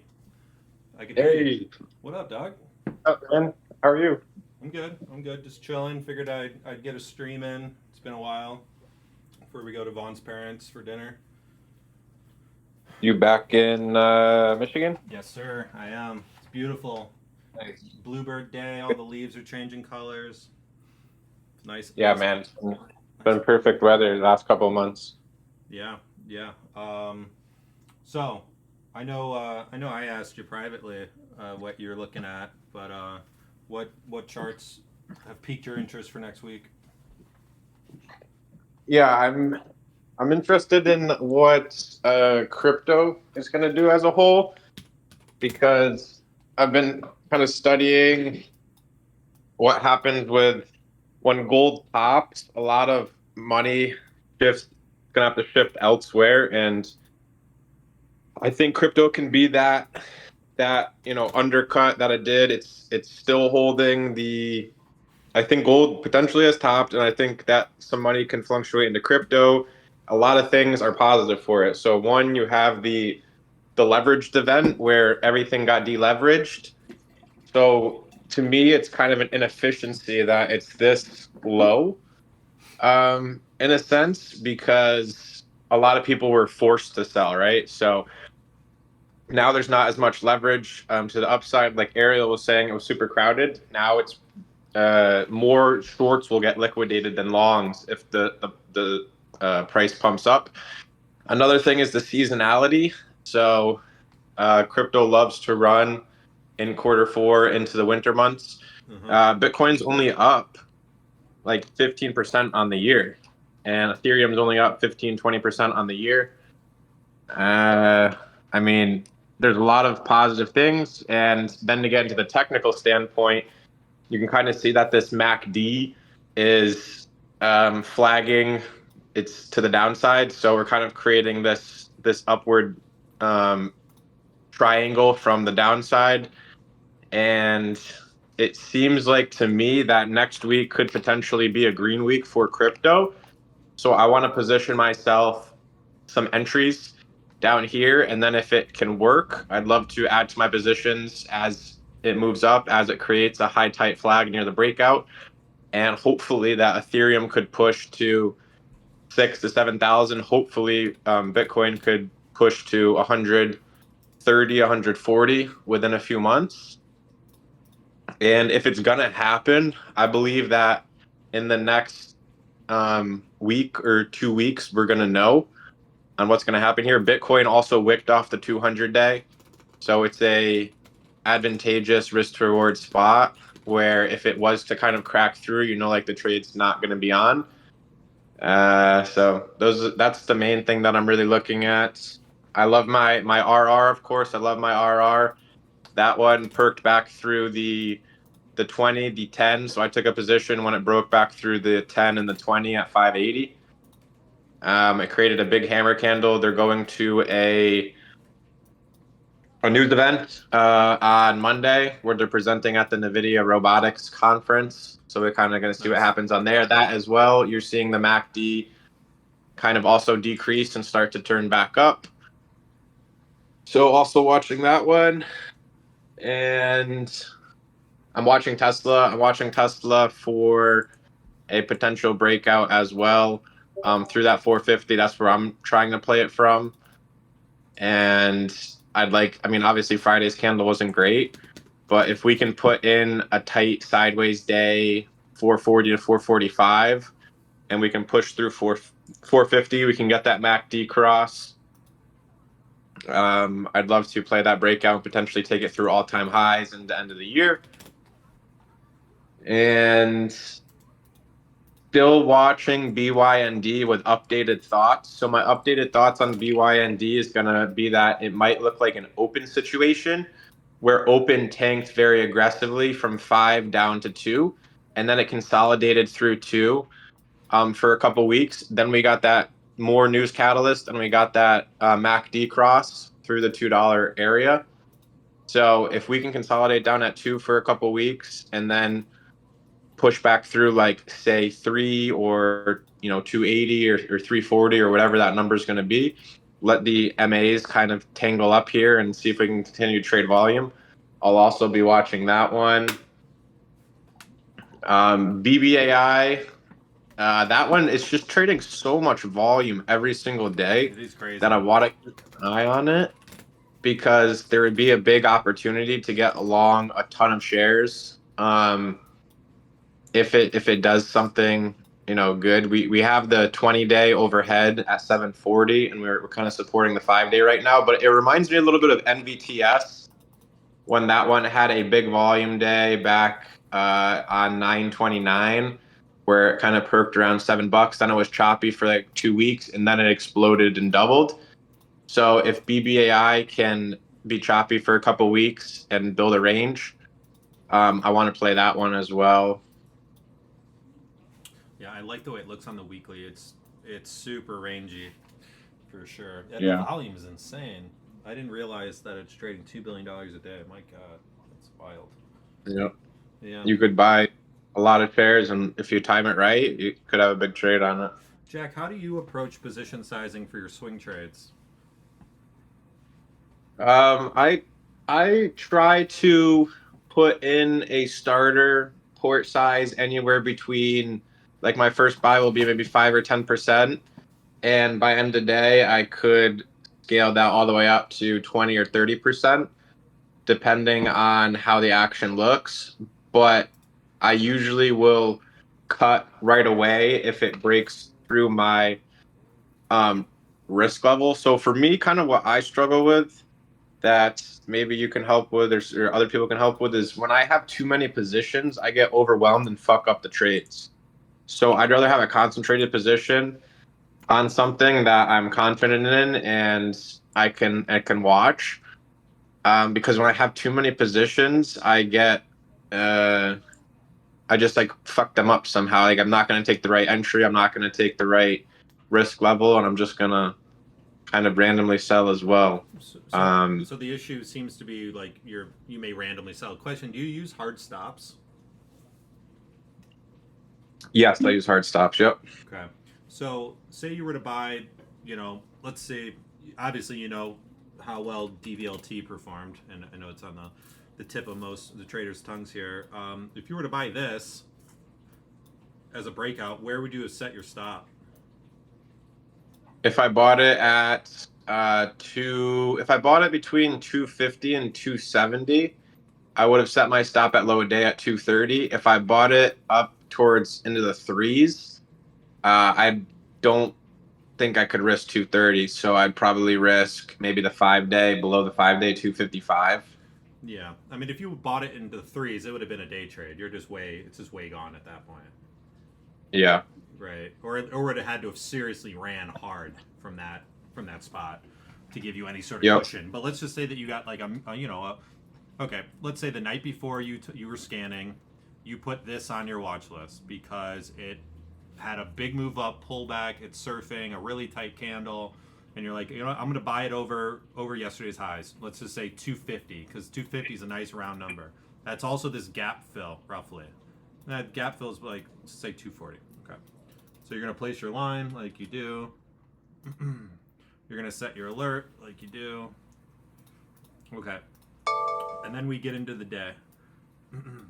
So price is already perking over your line in pre-market, and this first candle busts through that 240, and then you can buy even the first candle. It went straight through your line, right? So you would have set your stop then at low of day, at the low of this first 5 minute candle. I'm sorry, this one. Yeah. Yep, that's where you would set your stop. Okay, so I think, you know, if you were to take a 30% position, it may have been kind of uncomfortable. But if you were to take like a 10% position here, why is that? Oh, because let me clear this. If you were to take a 10% position, you wouldn't have to worry. You wouldn't have to watch it. That's the whole point of having the stops. So if you have the stop, it's there while you're dealing with other things. So if you didn't have a So stop, how do you control greed? Because for me, when I okay, so say I took a 10% position at 240 with a 230 stop. yeah, And then say that around, let's say around like 10:20 a.m. or even, 10:40, between that period, say like I'm like, fuck, this is looking good. I need to add more position size to this. And then say that then I added, like I wanted to add position sizing. yeah. Then what would I do? Well, You know? you wouldn't even be looking at it anymore because you bought it. You're already in it. You took your max position size, and now it's just off your screens. Let the stock gods take over. So if you're sitting there dwelling on it and watching it, I mean, that's what will create greed. And then if you see other people talking about how it's breaking out higher, that'll create envy, and that'll create FOMO. But if your system says, I'm taking 15% positions, I'm done, you already did that. Your system doesn't say watch it anymore, because we know watching it, all it does is take away from attention elsewhere, where you should be deploying capital into other potential breakouts. So Yeah. if when you throw the football as a quarterback, your job is to throw it.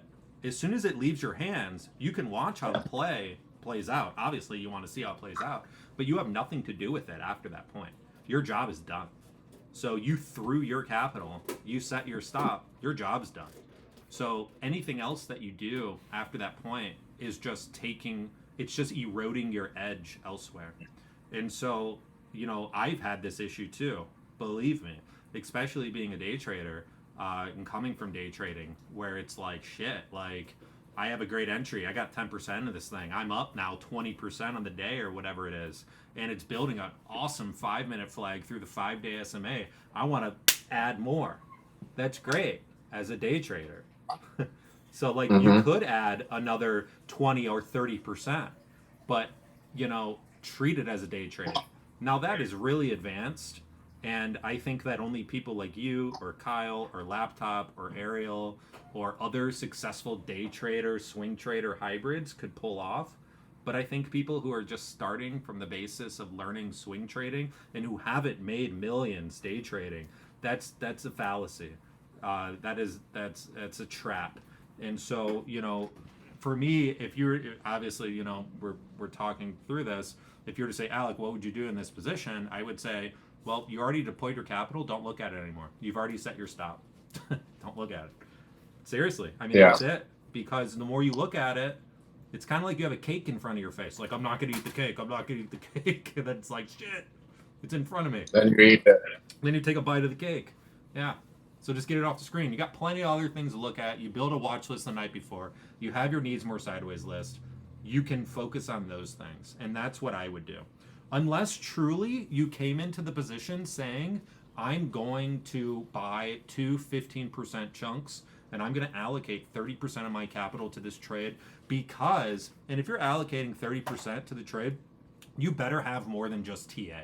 You better know something. You better know that this company is going to be what I have no idea what Data Vault AI does, but it sounds like they do something with storing data and AI.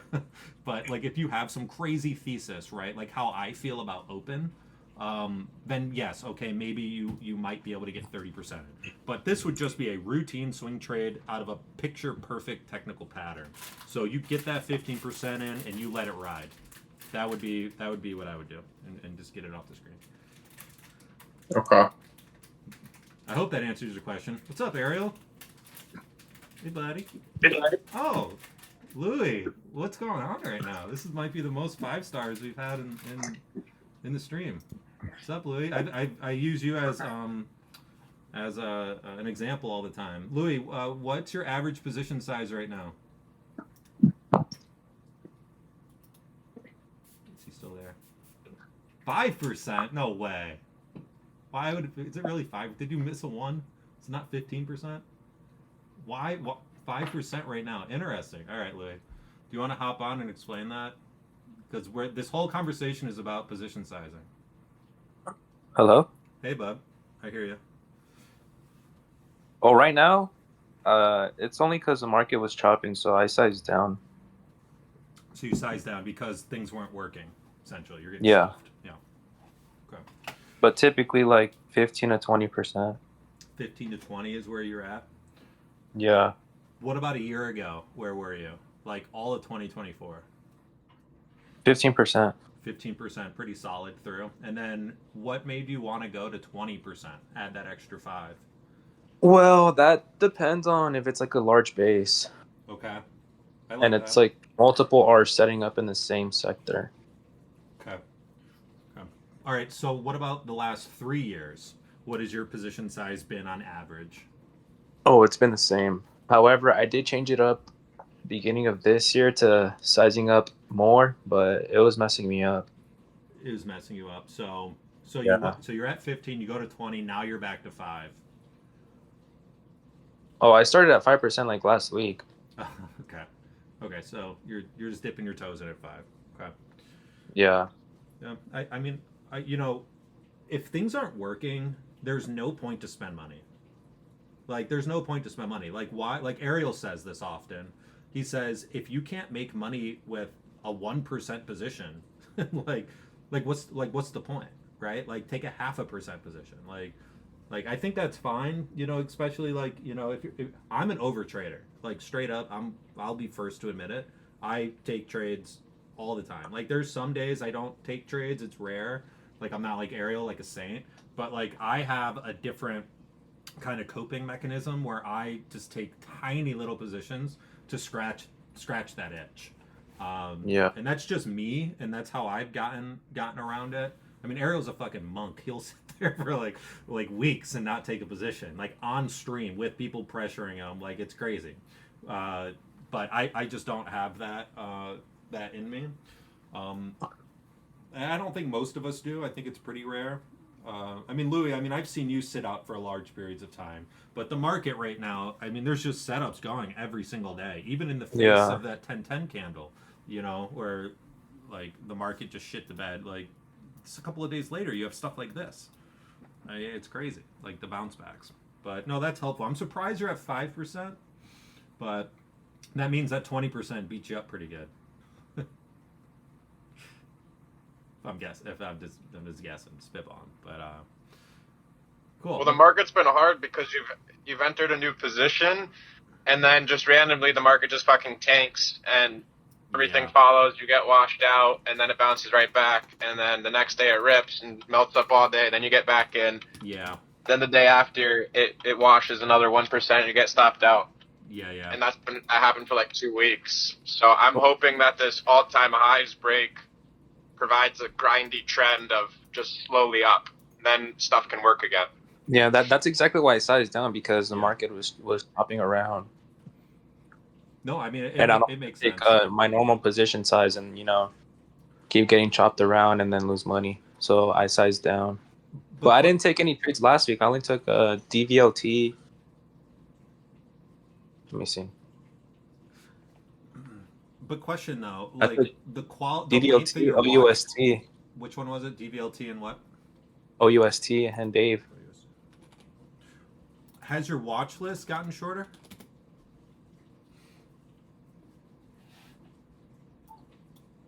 Louis, has your watch, like your actionable watch list, gotten shorter over the last week or so? Not really. There's still been like some names, but they're just going sideways. But I mean, are you getting like stuffed? Is what I'm saying. Like if you look at OUST, here it was actionable, it breaks out, and then it just gets stuffed.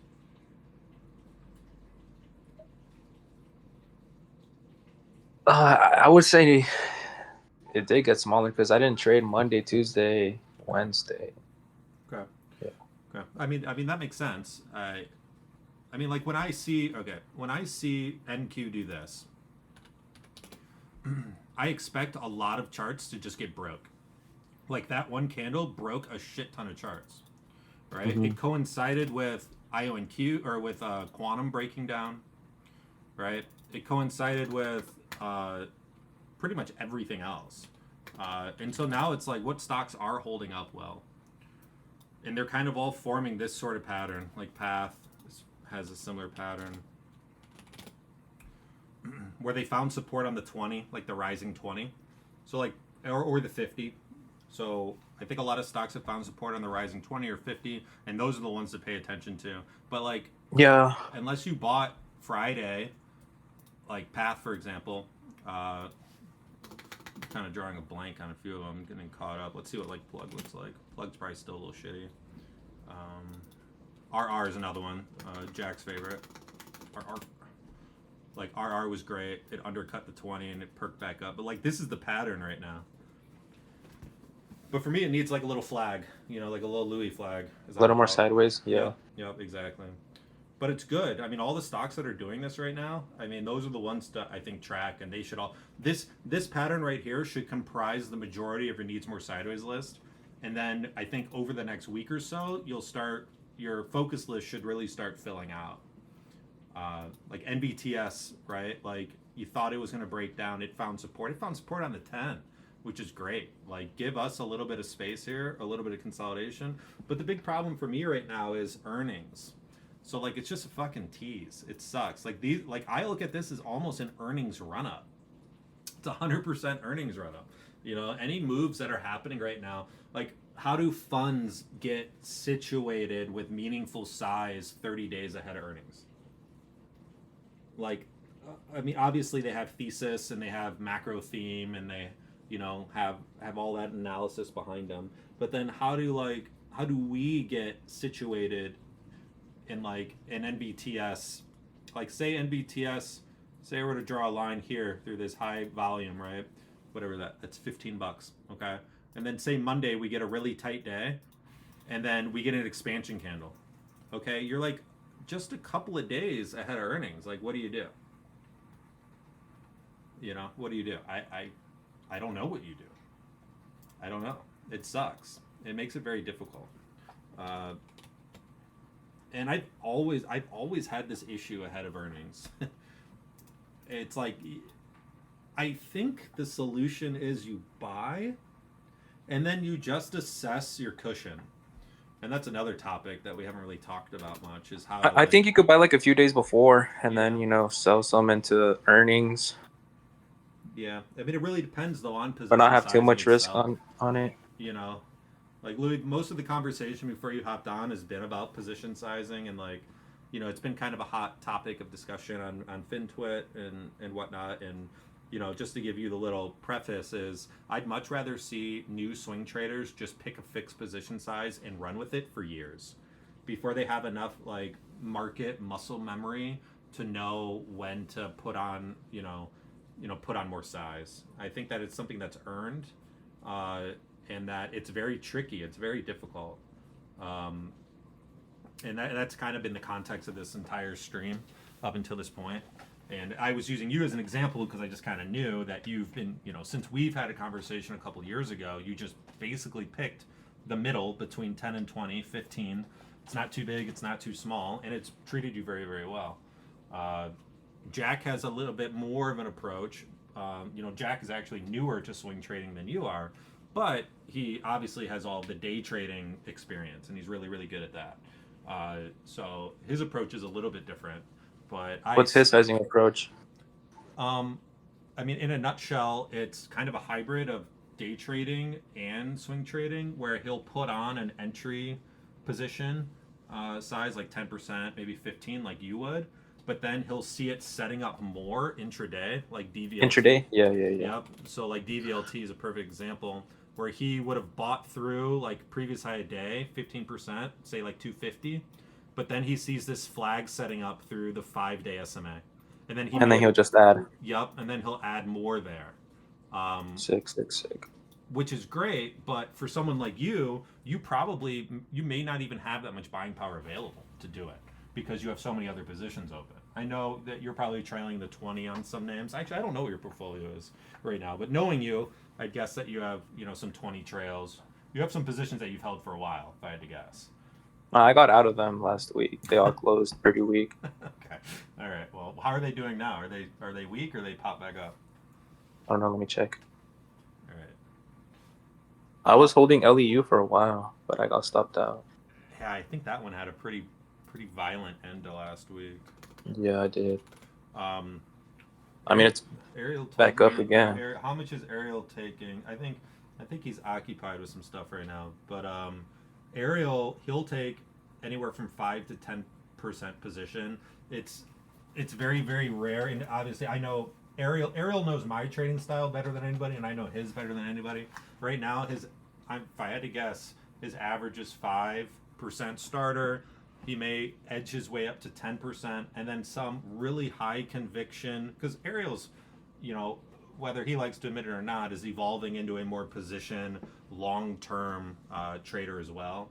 We're subject to the same capital gain tax rules. So, if he can hold a position for a year, he's going to want to do that. And so he also wants to size up in Tesla. If I had to guess, Mags is on his list just because of how nice the Mag 7's looking right now.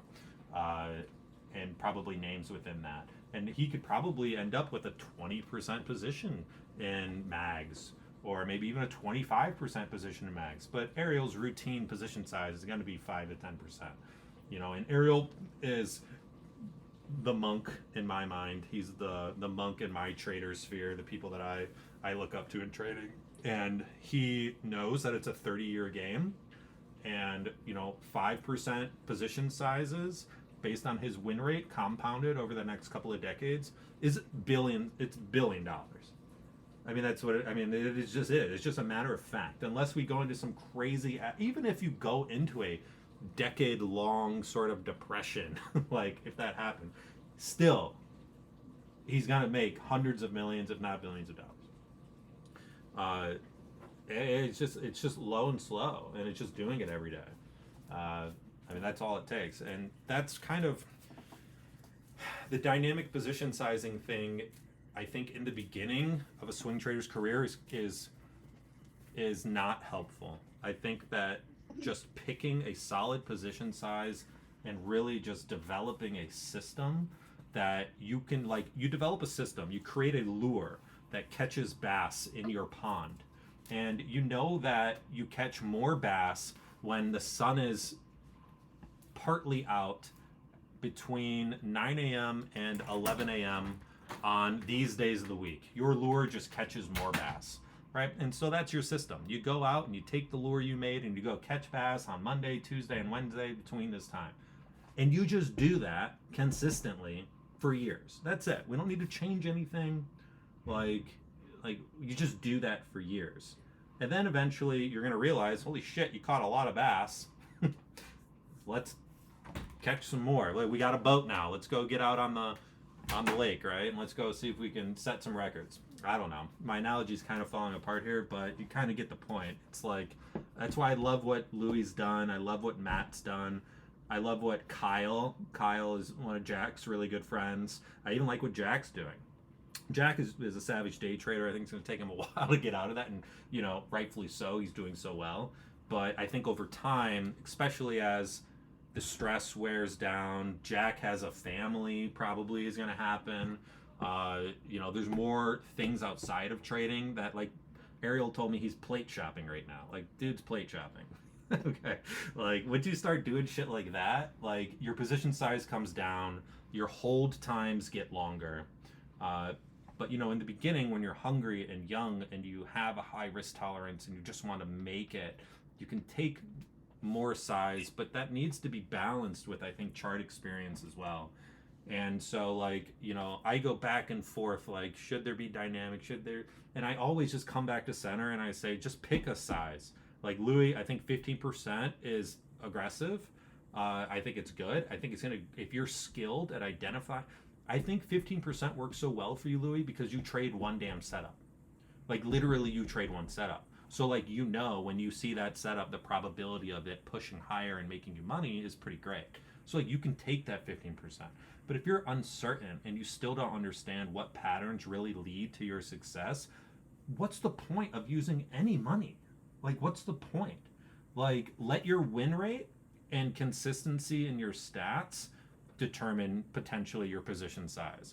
So you could start at 5%. And as you're like starting to find success, not in P&L growth, but just in execution, you're executing your system properly, you're exiting, you're entering properly, right? Like you're building your watch list properly, you're doing it consistently over time, and you've proven to yourself that you can just follow the fucking instructions properly, then go from 5 to 10. Because if you start out at 20% and you don't even have a recipe for success, let alone lack the ability to follow it, it's going to be negative compounding. Period. End of story. There's just no point. There's no point. So 5% may keep you alive longer, right? So, all right, let's see what else people are talking about. Could you expand and give a few pointers on creating a good mission statement? That's a really good question. And whenever I create, here's some insight. I not only create mission statements for the business, but every employee in my business, any work product that they create, at the very top of the work product, they must define the goal of the document or the work product. Essentially create a mission statement. So it's a very brief description of what the work product below must be measured against, essentially. So I think a really good mission statement for a trader, and it'll take me a while to think through and give you a solid answer, I think, and I think I should, but off the top of my head, it would comprise the following. It would comprise, what are your financial goals just in life? I mean, everybody would say make $1 billion. Okay, fine, make $1 billion. Then the next step would be like, over what time frame? Okay, over 20 years. All right. So then you would essentially figure out, what does it need? What do you need to do in the markets to make that a reality? And what is realistic? And so, like, my mission statement is to build my account to 100 million bucks and do so with the least amount of effort possible, given just my available bandwidth, right? So, like, all my systems that I've developed are meant for me to be able to execute just in the couple, like, first hours of the day and not have to be strapped to the screens, because I run businesses. Some of you have family, you have kids that need a lot of attention. The screens can't get 100% of your attention. So you have to be swing trading and you have to be holding positions longer. I can't really day trade like aggressively based on just my schedule and my obligations. So, it's for you to develop a solid mission statement for yourself, you need to consider what are your goals, what is the available time and bandwidth you can allocate, and then what is your time horizon. I think with those three like questions or considerations, I think that if you answer them very concisely, you can probably craft a really solid mission statement.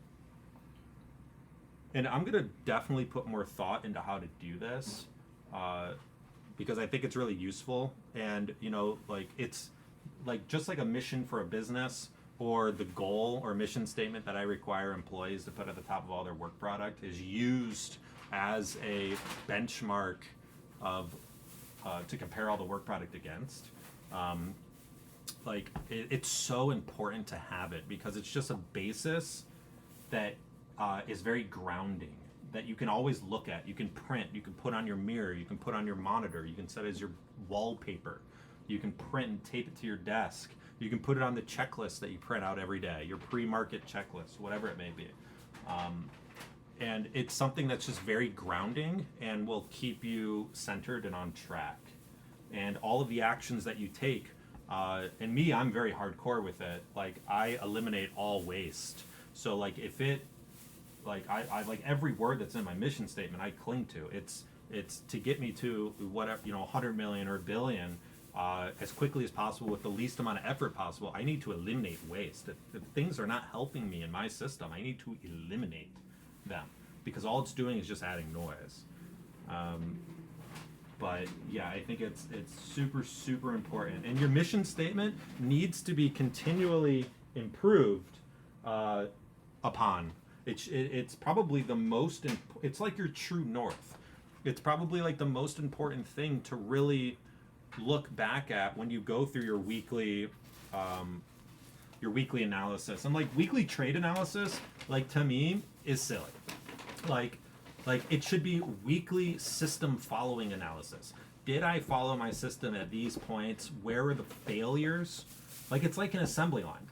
Okay, if you have an assembly line that comprises 20 workers that do 20 different actions and is supposed to output X amount of units over X amount of hours, weeks, whatever, and it doesn't, there's going to be like critical system analysis to figure out what went wrong, right? Like, and then they'll realize that, oh, the assembly line is as slow as the slowest operation, right? The weakest link, right? Like you're only as strong as your weakest link. So, like, and I'd love to get into these conversations with you guys about continual improvement and the methods and the analysis for like I don't give a shit about trading. I mean, I love it. I love trading. I love you guys. I love all of this. I love the markets. But really, I care about systemizing. Like, I'm obsessed with systemization. So I want to look back at why, like, it's just about pressing buttons. Like when the buttons light up green, that's what it's about. In my mind, at least. And if like all the buttons lit up green and I pressed them all properly, but I'm still not making money, well then we should probably reevaluate, why the buttons lit up green. And all these things should tie back to your mission statement. They should all be compared against your mission statement. So, okay. With your 30 EMA magic strategy, say you missed a 5-minute orb, would you consider taking the trade later? DVLT is perfect. It's a perfect example of that, where I think that 5-minute flag later was perfectly fine because it was a 5-minute flag within just a couple of percent of the true breakout level, which was above the 5-day SMA. So I think that, yeah, so if you were to get stopped out, I don't know how you would have got stopped out because the second 5-minute candle of the day broke through previous high a day and it didn't look back. I'm not sure how you would got stopped out, but let's just say you messed up and you clicked the button and you sold everything. Well, yeah, you had another setup there where it popped above the 5-day SMA, wicked down, retested, and then you could have bought this candle, this expansion candle. And then boom, you're gone. I mean, it was a lot of momentum there. Okay. All right, what stocks do I like next week? I like this one a lot. It has retraced considerably, but it's just so linear. It's so clean. There's not a lot. Actually, to be honest, I haven't even gotten through my Needs More Sideways list. Cleaning it out. So I really don't even know what's out there. I know I feel like a few of these stocks need a couple of days. Like Path. I like Path a lot. I wish I would have took it on Friday. Ariel, can you hear me? You there? Let's see if we can get him here. Yo, Alec. Yo, what? Can you hear me? Yeah. I got a question for you. Yeah, what? My question is about linear stocks. Okay. Okay? Yeah. So, from what I've noticed between myself, between Ariel, you, etc., Louis probably too. So, when we have a good trade on a particular company, so let's say for you, MSTR, let's say for you, HIMS, let's say for me, RR, let's say for Ariel, his quantum shorts, or what is the other one he really likes? And then Louis with his LEU, you with your CRWZ. So those are just like some examples. And we love these stocks because when we bought these particular companies, they moved straight up and it was very easy to hold long. You with your open as well. And then these stocks become unlinear. So CRWV becomes a fucking one of the most choppiest stocks in the entire market. Yep. What are your overall thoughts like on this? And as executing the system, do we still try these stocks, or do you think it would be more smart to move on to other things? And like, how do we weigh that linear ability on these companies? Babe, I left that shirt there because I got Adobada marinade on it. You got there in the washer. Yeah, no, I mean, so like, I break my rules all the time. Okay. Like, it's not like, I think that if I were to execute my rule set 100% of the time, I would do much better.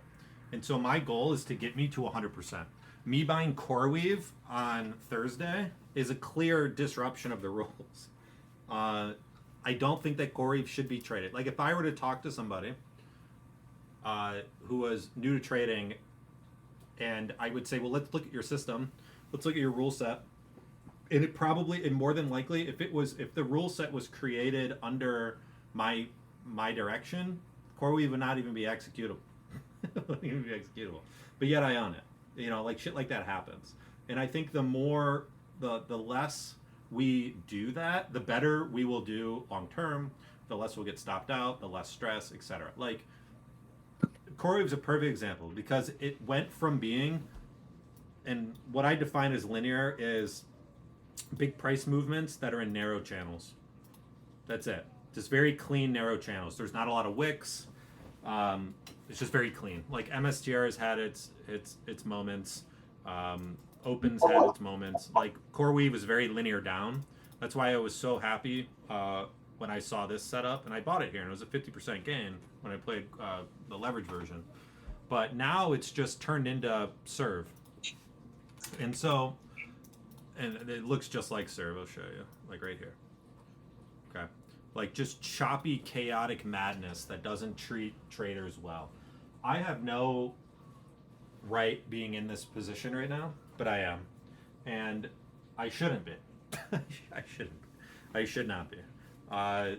So I think the real answer is, Alec, me talking to myself, get some goddamn self-control and trade the stocks that you should be trading that meet your pattern criteria. Big move up, pullback, undercut, flag, whatever it may be. And that's it. It's really as simple as that, Jack. You just shouldn't be trading them. And I'm the first one. Do you think the psychology behind it is that when we see a big move up and like something linear like CRWB or MSTR or whatever, and then we see a potential setup on it again, that we can imagine a move happening again and, being like, oh yes, this is going to be easy to hold and this is going to be a big gainer and this is it right here. Versus on other stocks, like if we saw some other stock for the first time, like INTC or Path or something like that has been dormant for years, and we don't know that this could be essentially a straight up linear move. and we don't really know, and we can't really picture that. Do you think that that is the psychology that keeps us going back for more on that, or do you think it's just like a, like this trade went really well, and I really like this company, and I just want to get back in? Like, what is that psychology behind going back for big past big winners? I don't know the exact answer to that. I think, what you're kind of alluding to, though, makes sense. Is like, like you with RR had an amazing trade, you made a bunch of money, and you bought it again, right? I think it's kind of like, it's a comforting place, maybe, perhaps, where, like CoreWeave was a really big trade for me. And this couple of day burst right here was a really good trade. But like character has changed here, right? And like it's kind of like in the movies where like the zombie movies where like the wife gets bit by the zombie and it's like the husband is like not willing to let the zombie go. It's like, it's still my wife, I still love it. It's kind of like CoreWeave got bit by a zombie here, and it should just be killed until its character changes again. And it's kind of doing that right now, but like me buying it down here, it's just a degenerate random fucking click. I mean, it just is. It's not the same sort of, like when I bought it here for the second big trade, I saw big linear move up, big linear move down, and then it was right through this high volume level. It was like 1.7. And it had this like divergence going, and I just bought this day, and it turned out to be a big trade in a couple of days. But it still had the character. Linear up? What the fuck? Why? Why did that happen? Why did that happen? Does somebody have permission to kill? Does somebody have... Oh, shit, I gotta figure that out. If I find out who killed the fucking stage, I'm going to find you and kill you. Figuratively, not literally. But if I do find you, I'll fucking kill you. Figuratively, not literally. You fucker. Who did that? How did that happen? Marius ended chart talk. You're gone. We have to figure that out. So, Dr. Luca, get on the permission tip. Stat. Marius. You motherfucker. Marius, I'm going to have a talk with you. I have no idea. The permissions aren't set up right. I don't know. But some rando just ended the... some rando just literally killed the talk. Like me mid-stroke. Oh my god. That's so brutal. That's hilarious. Never a dull moment. What's up, Connor? Alright, good. I got Connor here. Connor, will you talk to me? I haven't talked to you for a minute. Let me get Connor on. Connor, talk. Yay! What's up, bud? Can you hear me? Yeah, I can hear you. Sweet. You have been on a fucking burner recently. I'm happy to have you on. Yeah. No, it's I missed like the first part of it, but we were just talking about position size, basically. Just basically to catch you up. Newer swing traders should just pick a standard position size, kind of like Louis, 15%, or like Ariel, 5-10%, me 10%. Like, I don't know where you're at, but I think dynamic position sizing, it should be earned, but you really don't need it. You really don't need it. That's basically been the whole conversation. But I liked your tweet about Path. What are your thoughts on Path?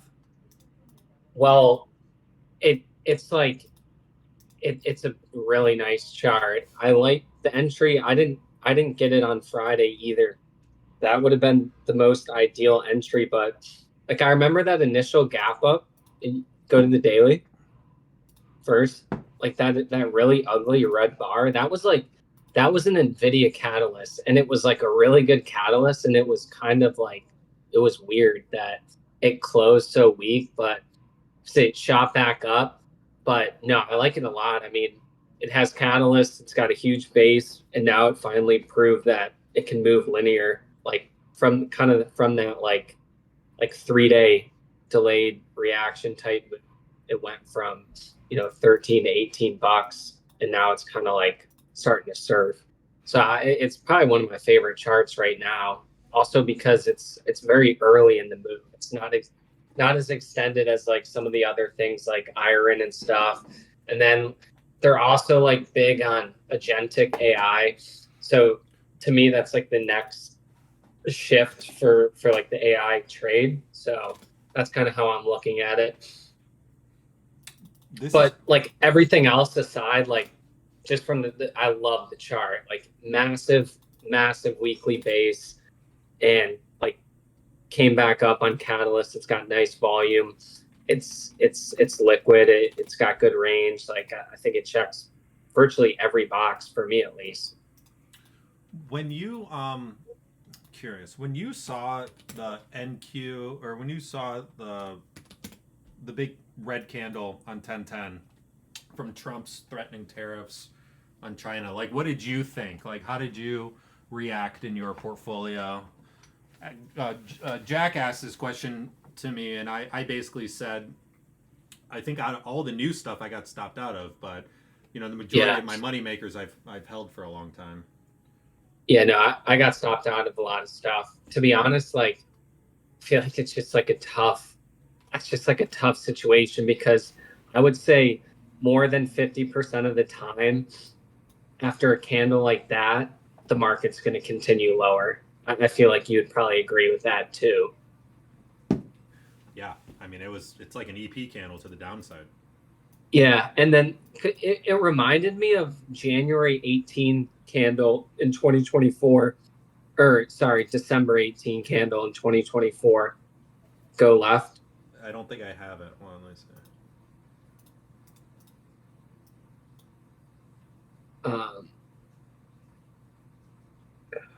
Wait, I might December, like that big. See, yeah. You see, yeah. But like the difference with that is that we never got back above that high, and that was obviously before we had that distribution, and then we ended up correcting 20% with the tariffs. But like now we took out that candle high, so it's like just kind of got to forget about it unless this was a failed breakout. But to me last week was challenging with a lot of stuff coming back down, and then you had things like firing back up with, I don't know, like just pull up a chart on iron or something, like, or HUT. Like those stocks are good examples of, I would assume that whatever, if you were trailing like the 20-day, if you followed your rules, you would have got stopped out, and it just shoots right back up. LEU is another one. I got stopped out of that one, and right back up, and it was a 40% haircut, like off 464 to sub 300 is that's like insane. That was an insane move. Yeah, that's wild. But man, it's just up so much. 500% in half a year. Wild. Yeah. There's this kind of bounce back pattern though is kind of the chart pattern right now. I mean, path. Yeah. The thing, path was like a little bit more. It kind of looked a little bit more linear on the pullback than a lot of the stuff to me, though. Also, not as deep. That's what I've been kind of looking at, is how deep are the pullbacks. Like APLD, hardly anything. Yeah. Right, but then like LEU, like that's like scream, and look at the volume too. After 500% move. Yeah, like if anything, like there's no setup for me now. Like I like the stock, but if anything, like I could see this pop being a short. I wouldn't take the trade really, but like that kind of reminds me of that that example that you show on that, like move down on high volume, kind of wedge back up, and then got slammed. Yeah, this is like the cleanest example ever. But like when I look at LEU, it didn't find support on anything. It just like found support in the ether, Yeah. like literally nowhere. But yeah, I mean, it's rejected the 10. Yeah, I don't know. It's got earned. See, the thing with me in this period, and you actually, I've noticed you do really well in this period, and you don't pay. I mean, you do pay attention to, but I guess it's maybe not as much of like a stop, but like earnings ahead. So like, I don't know. What are your top watches for this week? We got Path, obviously. Yeah. Tightness, but earnings are still a ways out. We don't have to worry about them there. Well, for me at least, like kind of how I approach it for earnings, because yeah, it is a valid concern. Like going into earnings is just gambling with no cushion. But I kind of look at it as say I got like a week till earnings, and that's a perfect setup. I'm gonna take it, and then like I might do smaller size, or I might do normal size. And if I don't have cushion, like say this is when you just look at the expected move for earnings and say, all right, I got a 5% position, and this stock has an expected move of say 10%, and I have 20% cushion, then I would feel fine. But like it, and that's like given like if it did a 2 ATR move on earnings, like you would still come out fine. But like, you know, if it's got a 10% expected move and you're up like 8%, I would probably either just sell it and buy back on the EP, or just cut it down to a position where even if it did like say like a 2 times implied move, you would come out fine. For people who may not know what you mean by implied move, can you just explain? Oh yeah. Yeah. If you have toss and you go to the trade tab for any stock, there's going to be like a triple M that gives you like a number, and you just divide that number by the price of the stock, and that's basically the implied move for earnings. It's called the market maker implied moves. That tells you what the expected move. Obviously, it doesn't always work all the time, but I would say for the most part, most stocks, if it's not like a catastrophic miss or a massive beat, it tends to stay in that implied range. Yeah, I learned that from you. It helps a lot. Yeah, it helps a lot. Yeah. So that can basically give you like, how much cushion do I need? Right. Exactly. And you can do like, it's like semi-rare for a stock to do over 2-3 times implied. So you can just do a simple calculation, say worst case scenario, this does three times the implied move. What could I lose if that happened? And that kind of drives like position sizing and if you want to hold it into it. Interesting. So, Connor, what has been your like standard position size as of late, like the last year? About like high convictions 25% on average, and then pretty much usually between 10 and 15. So between 10 and 15. So what does high conviction mean to you? So yeah, the way I approach position sizing is if I have higher conviction on the stock, then I'm gonna size it up higher. And you know, I was thinking about this the other day is on the position sizing topic, is that I feel like I've only been able to size up is because I've developed conviction. Like I keep this Evernote database, and this has like every big move. Like I track it religiously. Like I'd be happy to share it with some people, like what it looks like. But to me, like once you like see certain things, like you have them marked up in your brain or like your notes, and then when you see it real time, it gives you more conviction to size up. But like a high conviction would be obviously number one, has to have the chart. Like that's always number one. But then again, like I have conviction on the story. There's catalysts, stock moves linear. Yeah, BE is a good example. I was like, it really drives if I'm like bullish the company, and I see like more upside, I guess. I'm adding BE to Like, my watch list or my focus list because it's a perfect 3-day bounce short. Yeah, so I mean, we can talk about that one because I traded. I talked about this one a lot in the room, and actually, so let's see. So, like, actually, let me send. So yeah, why like this one was a high conviction play for me. Like so, I sized it up, and obviously there was like many things, but that initial gap up was they had that was that seven, yeah, so 724. That gap up. The news was it was up 22% on 5x volume, and they announced a major multi-site partnership with Oracle to power data centers with clean, scalable on-site electricity. So, like to me, like partnering with Oracle, like that. I mean, that's a big catalyst to me. And then other things about this one was this had a huge weekly base. This had 30% short interest, like at highs, Wow, I did not know it which had that high. That's crazy.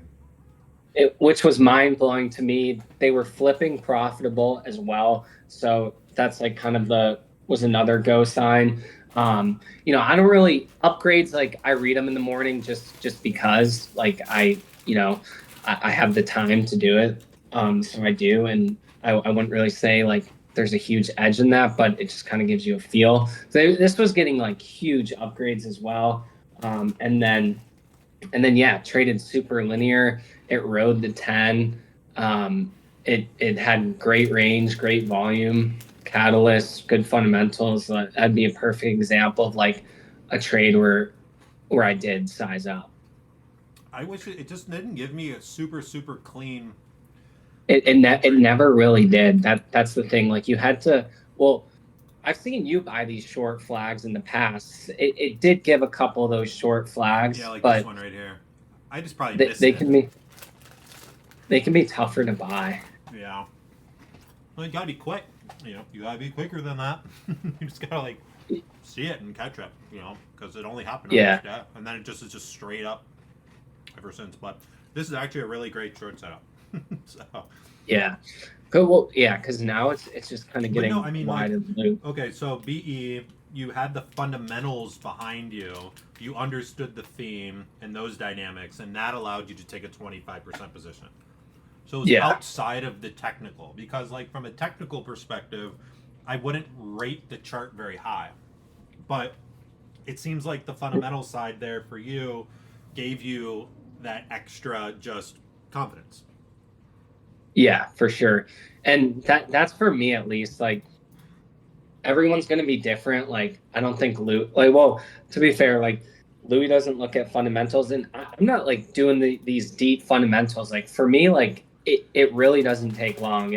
I Right. just take a look at the catalyst. I look at just earnings growth, revenue, um, maybe read an article or two. So it's not like I'm sitting in Excel trying to model out future cash flows or stuff like that. Like it really maybe adds like max like 30 minutes of work. So it's like, so it's not like this complex fundamentals. It's pretty easy. And if any of you guys have Market Surge, I mean, I have it. I like it because it's easy. It has that panel with earnings growth, estimates, market cap, all that stuff. Take a glance at that. That's pretty easy stuff like that. So you're just basically like saying to yourself, okay, I like the technical pattern, maybe breaking out of a big base, whatever. Just to add a little bit more conviction, you'll say, does the business idea make sense? Is it relevant? Can it grow legs? That's basically Yeah, and yep. pretty much. And is it like what's this just comes in like if you look at chart, it all goes hand in hand. So what are some of the strongest momentum stocks right now? Iron is one. Why? Well, because the shift into like energy is huge for the AI rollout. So the chart already told you, and I always find like I get there through the chart, and then the scans find these stocks. It's not like I'm running really fundamental scans, and then if you just look into the story a little bit. Does that make sense? Yeah. No, it does. It does. And now, do you do that? So, like, if you're building a focus list, do you do that for all the names on your focus list now? Like dive into the story? Yeah.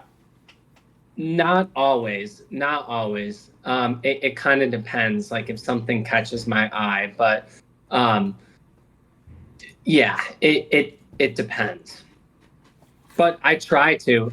It just like Hims is a good example too. Like we all did well on that EP continuation earlier in the year, and I remember like you built a thesis there, and it wasn't like, it was pretty simple. So I try to like know a little bit about the stocks that I'm trading. I don't always know like the story, but I tend to try to. Yeah, and the reason I'm asking these questions is because it kind of all pieces into position sizing and the experience required for that. So like, like beyond just a technical pattern, like if you want to figure out a way to take more than 10 or 15%, like I don't think that you can do that with just a technical pattern alone, other than parabolic shorts or like hyper mean reversions, like beyond. Right. But even like ducks with like beyond, he knows that they're not making any money. They're going bankrupt. Like he understands why it's squeezed so much, because people are just so off size. There's a 60% short float.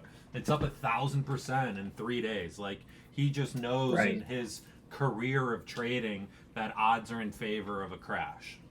That's also why he could hold a 25% drawdown, from open, where it had that flush over the first, I don't know, maybe hour or so.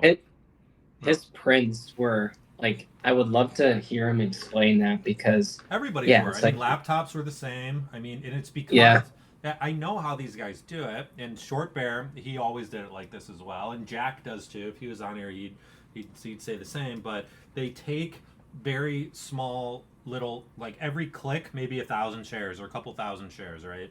And so they're just clicking into the trend. They know that it's going to crack. They're going to use a risk off level, which would be like pre-market highs, I think, in Beyond's example. And they're just going to click, click, click, and try to get as close to the top as possible. That's really it. Right. Because over a lot of clicks, they'll have a big position. That's how I understand. It's like they go into the day thinking Beyond's going to top. So and they just kind of start, say you want 100,000 shares short, as it keeps ripping, they're just hitting 1,000. It keeps going up, and then with a stop loss in mind of where you'd be wrong. But me, Gandalf of stocks, I shorted it right here with like one click. Yeah, I didn't have as much size as them, but still.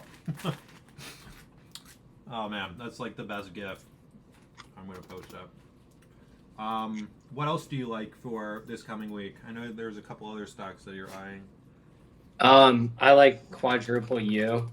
Yeah. But that's got earnings on the 3rd. I bought the 20-day undercut. But we'll see. Like, if the implied should change right now, it implies, let's see, for earnings, 0.95 divided by 21. Right now it's got an 18% implied move. So I could end up cutting this into it. But yeah, it is tricky with earnings right around the corner. But to me, like, this stock is like chart is just phenomenal. Look at T-Doc. Yeah. Yeah, I haven't scanned, and I'm honestly, this is bad, but I'm gonna admit it to you guys. I haven't scanned in like 2 weeks, just because I've been traveling so much. So I definitely need to get some work done and get the scanning. But yeah, well, I appreciate you hopping on and dropping some thoughts. No, I think that makes sense. And what I gather from how you position size is, one, I think it's taken you a long time to get to that point. And two, you're not sizing up unless there's something outside of technicals taking you there.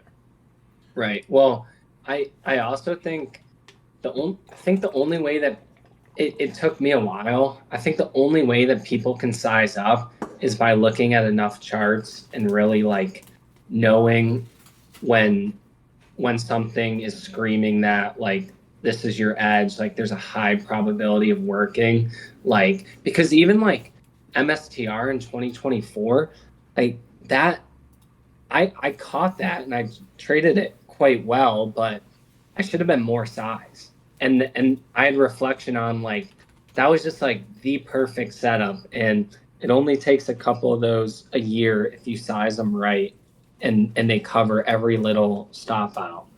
And like you sized it like big, and it paid off huge, but you only sized it big is because you had the conviction in the setup, the name, the market environment, like it had everything.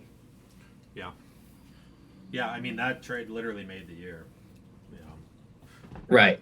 Yeah. And like Druckenmiller, all those guys say that, like, when just exponential bet sizing, if like you think you're edged, like the odds are in your favor. See, I just I missed your position sizing talk. Is that kind of how you feel no, too? absolutely Like, not. It's the exact opposite of what I've spoke about. oh, But it's great though to hear you talk about it from your mind. You know me, like I yeah, obviously think about these things a little bit differently, and I think about them strictly from my perspective. I don't really have many outside influences. I don't trade for a firm, like you do, and then also you do personally. I don't. I haven't read books. I didn't go to college and learn about these things. What I've learned right. is Well, literally from. you don't learn anything about trading in college. I See, I don't majored even in know. climate. See, I don't even know. I just learned from just the charts and Christian Kulamagi, my late idol. Right. But basically what I said was I think that it's best for new swing traders to just pick a single position size and preferably be smaller, because over the course of a 20, 30, 40-year career, a 10% position size with an average win rate of 33% will literally yield you hundreds of millions of dollars. It's Right. just the math. And so, Right. anything other than that is just due to impatience. And now caveat that I think that strictly applies to swing trading and my methods of swing trading, but Mhm.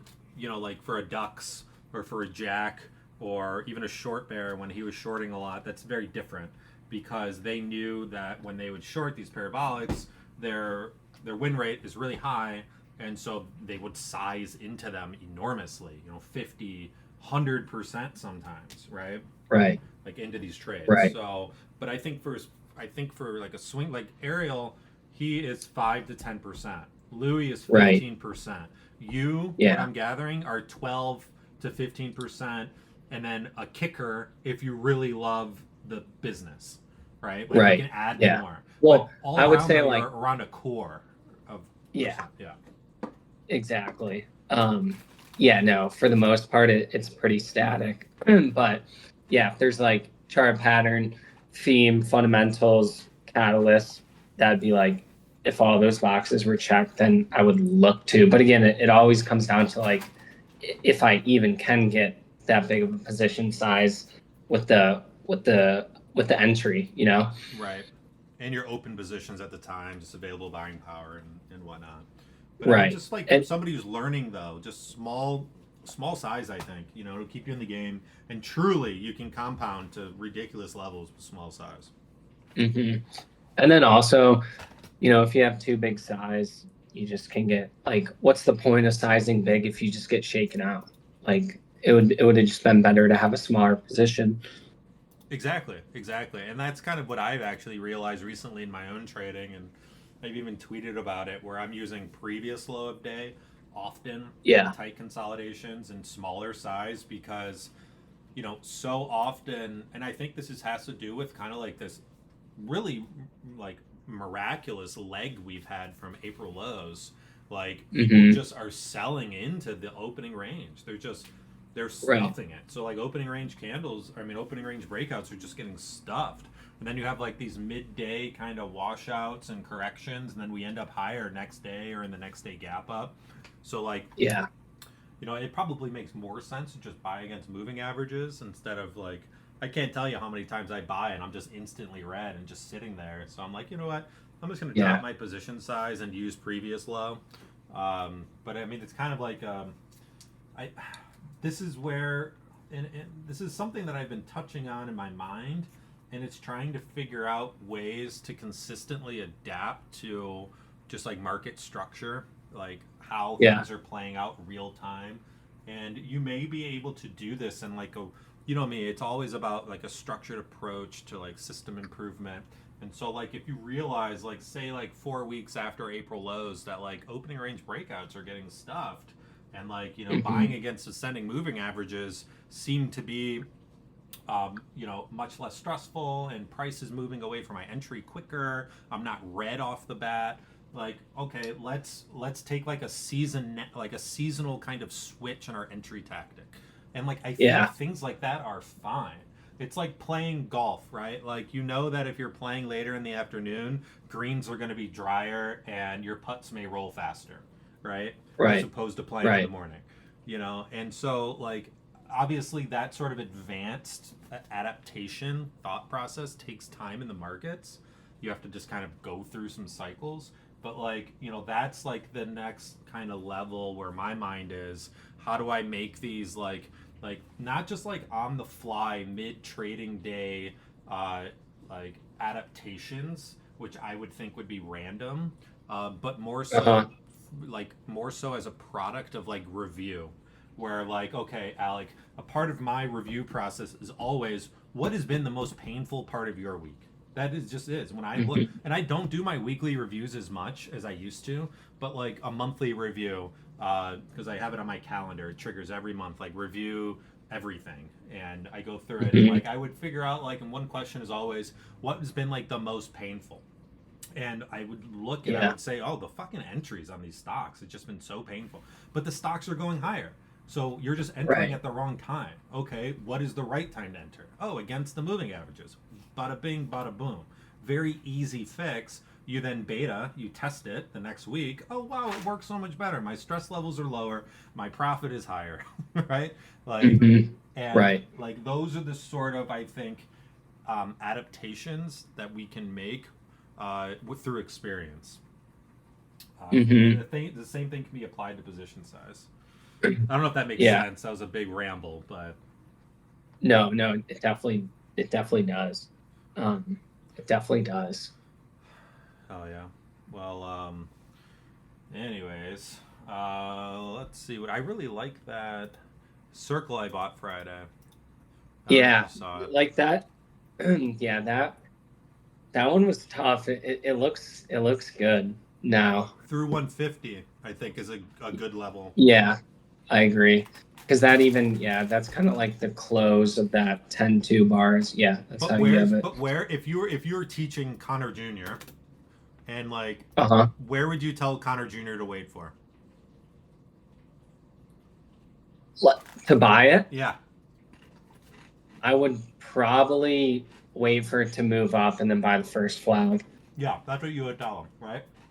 Yeah, that makes sense to me. And that's honestly what I'm waiting for, because I bought this on 10-2, which, you know, it was kind of like Corey, like this one. I traded this IPO breakout, like it moves nice, like whatever, and then, you know, I sold it for even when it rejected, and now like I would just wait for it to move up and then buy that first flag.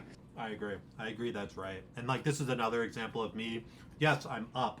I bought the MACD cross. I bought the downtrend break. But it's like if I were like looking at Alec Jr., I would say patience. Have patience. Wait for the first flag. Yep. Because like if the stock's like truly going to go back to 300, like, there'll be another opportunity. 100%, dude. Yeah, you don't have to like nail the bottom. You know. Now I'm getting to the point though where like I do kind of pyramid into names. I don't buy them all at once, so I will buy some through 150, kind of like Tesla, 309, 420, and then maybe like if it sets up through 450. But that definitely wasn't a part of my thought process. I just bought it because I'm a spaz. There's a good question for you here. Connor, you post a lot of general market analysis. How much does that influence your position sizing? Yeah, so you got to also remember that I am a portfolio manager managing money, so I do read that stuff for general market gauge, but it just thing is, like, I do this full time, so it might be different than some of some of you guys in different shoes, so I have the like luxury to read around and read some research reports, which I also enjoy doing. But it just gives me a feel for the market, where we're at, and stuff like that. Like, to be honest, I couldn't give you a definitive answer on how it affects position sizing, which is probably bad.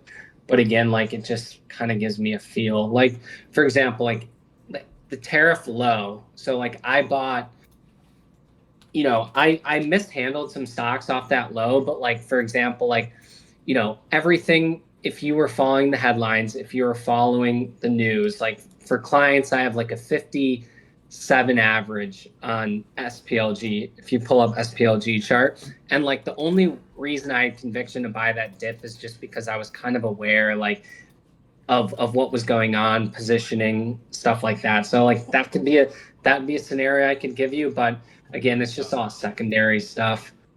You have a 57 average? Oh my Yeah. god. That's so nasty. That's on the stopping volume candle. Look how big Right. that volume I mean, is. Wow. you didn't even need to follow anything. That was third gap down in a row, like super extended to the downside on a Monday morning. People started coming back in. Wow, that's And insane.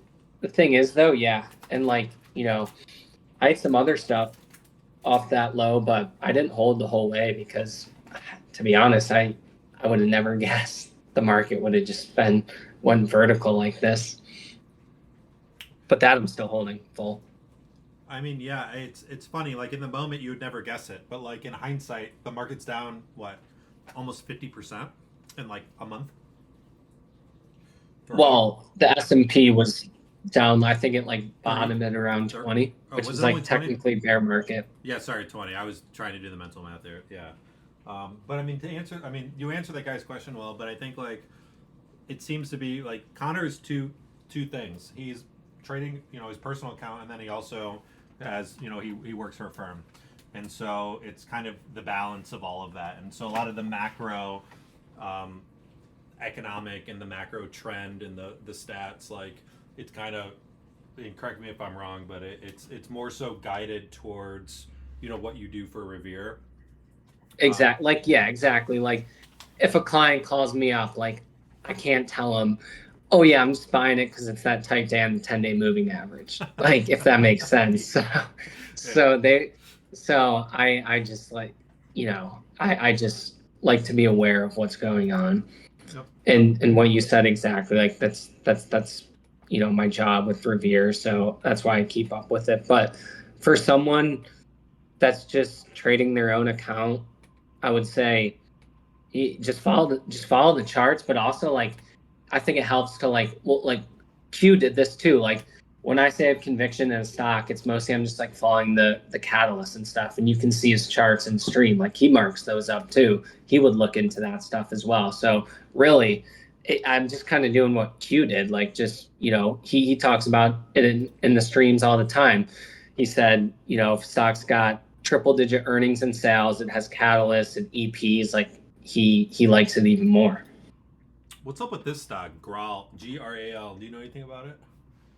Yeah, it's like it's one of these, like it's like an NTL. Like all these stocks have like similar charts. Like it's medical, so like NTLA is similar. It's like a sister stock to Tempest, kind of.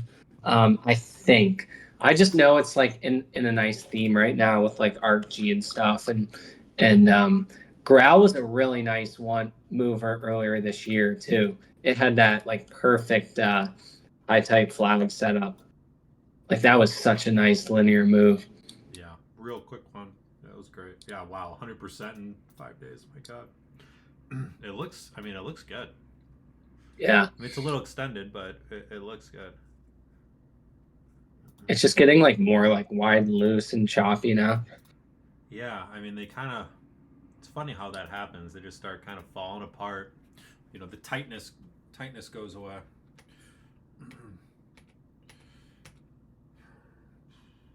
BTDR looks good too.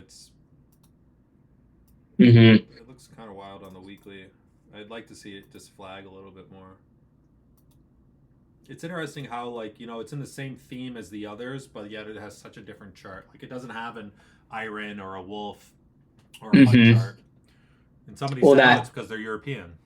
Like, oh. Yeah, and I think if I remember correctly, that highest volume ever gap up, that was when the company said they're shifting their focus to data centers, and that's why it gapped up. That's maybe why it had been lagging for a bit, because it didn't like make the full shift. Interesting. But I think it would fall. I'm kind of starting to track what I'm calling just this week's chart theme. The chart themes kind of do rotate week by week, but you can see like this is in a very similar basket as CLSK. Like, look at the charts. Yeah, exactly. Like, you talk about this too, and I totally agree. It's like the chart theme will tell you the group. But what's interesting though is it can also reveal more, like, it doesn't necessarily have to be in the same group, but like tailwinds in a way, where it's like, oh, AI is the tailwind, right? Like, Path is not in the same group per se. No. But it's still like very similar chart theme, where it had a big move up and then it had a couple catastrophic days. And then now it's had like a couple of perk up days, right? So like it can go into this general chart shape. And so it's not data centers that are pushing Path, it's AI. But then AI is also pushing these data center names. So it's like, it's that overall kind of bucket. Like even Quantum, in a way, in a more stretched out way, has done the same. I mean, obviously, if you're going to sell off this much, you're going to bounce. But as I work through my scans, I'll kind of piece it together a little bit more. Hey, I have this FLNC on my like need more sideways list that's made a really nice move. Oh wow. And just it came firing back on Friday. Yeah, that was a hell of a can. Yeah, I mean, like this right here, this is what Path did, right? So actually about this, like, do you have any setup in your playbook that would have bought some of these? Like, use FLNC as an example. Like, is there in any world would you have bought off the 20-day on the 23rd? Or would you have bought on Friday, maybe? Connor, it reminds me of the April low double bottom, the classic undercut and rally that every stock did that went meaningfully higher. You know what I'm talking about? Yeah. Okay. That was not in my playbook, but it was added. And it doesn't happen enough.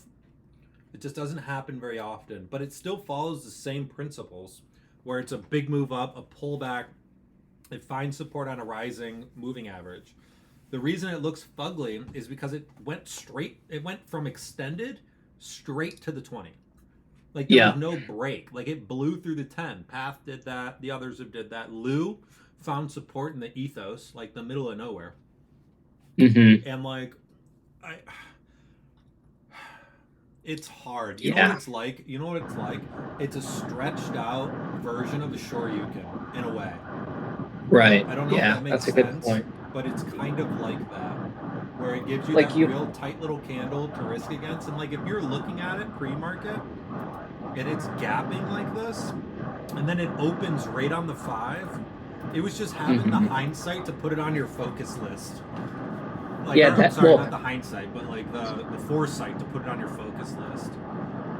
That's the other thing, is like sometimes, you're scanning, and I've had FLNC on my need more sideways, but in no way, shape, or form, if you don't look at that if you take out Friday's candle, like, and I'm scanning that night of, like, there's just like, I'm not putting that on my focus list, like, because it's tough. It's Path more so, Connor, and I'll tell you why. Because like in these instances, Path had all this left side peak action. Yeah, totally agree. So it still had this, like, okay, it's basically retesting this giant range. And like, okay, like that is easier to like understand than FLNC, because like what do we have? Like we just don't really have anything here. Like we have no horizontal line really anywhere. It's just kind of, I don't know. I mean, it's a beautiful move, and it definitely moved in chart theme, meaning like there was many stocks that did this exact thing. Like even Iron did this exact thing. But like, I don't know, it didn't really, I mean, Iron's just so high up, it doesn't have, there's no relevant chart history to like, I don't know. It's very difficult. Yeah. I think like the setup here would be the inverse of AEVA. Yeah. That's what it would be. Right. So I just, for everybody who's watching, I just flipped the chart upside down.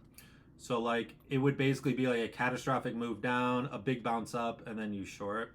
And so like AEVA, like, it's like the inverse of that, but it is not in my playbook, Connor. But these are the things, though, that you can develop edge around. So you've noticed this. You noticed it in FLNC. It's in Path. It's in Iron. Seemingly disconnected companies all doing very similar, like, price action moves. I think that, like, for AVA, for all of you that are watching, Ariel, I muted you because you had, like, weird background noise. Sorry about that. You're fine. Oh, there you are. Hey, bud. Yeah, I don't know if you can or can't hear me, but go ahead. I'll mute myself and then I'll pop on in a second. So like AEVA, like I just started tracking this in the last couple of months because I randomly, all the people on Twitter who like, there's like, I don't know how many accounts who do like the Koala Maggie, like snippets. Yeah. So like, yeah, I saw like that, one... like that lone guy. Yeah. I saw one, I don't know if it was Lone or somebody else, but it was around this, and I watched the stream again, like I actually went to the stream and watched it, and Koala Maggie basically defined this setup, and I was like, shit, I'm going to start tracking it, because I saw it real time, it kind of just clicked, and, now I want to put it into action. That's why I tweeted about RGTI the other day. I was like, oh, RGTI hopefully would have did something like AEVA. It came down too far. I was hoping it was going to bounce like here and give us something like that. But, what you're identifying is something like that. And I think that this is super important. And this is how you like generate edge, is like you found a pattern that has happened across probably dozens of stocks on Friday. And, like it may lead to like meaningful moves. And I would highly suggest you track that.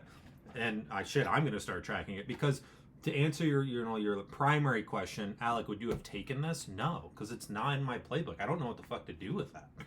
Right now, I want to expand on this because I think this is a good question, and because I've been in the room trading with you for a while now. So like QS, like this is in your playbook. I know undercut reclaim of left side peak, but you see that better. Candle on 1022. And to me, it kind of falls off radar.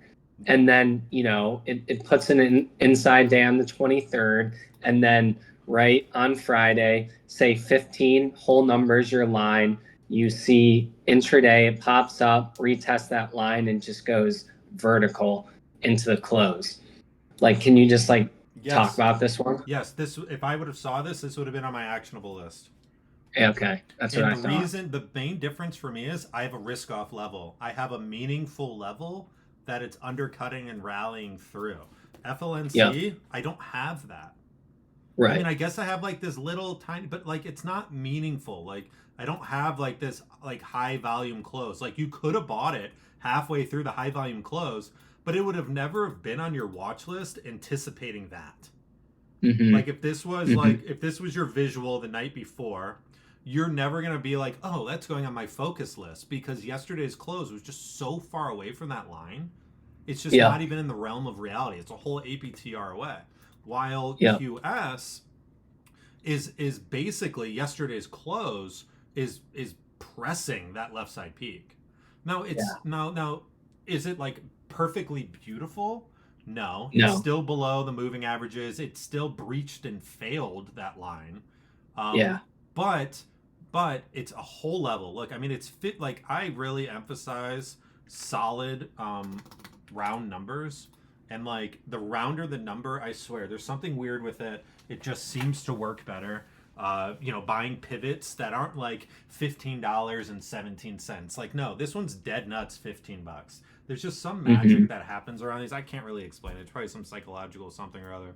But no, this one is definitely buyable. And the coolest thing about it is, and what I like about these is they can go on your focus list, and it all depends on where they open. And it opened it opened above your line. And look where it wicked. Exactly. Yeah. Like, dude, like, look where it like tried to break down, and it's just that 15 level perfectly. So that just confirms that level. It just confirms it. And so Sorry, go ahead. So the only thing, like with QS, like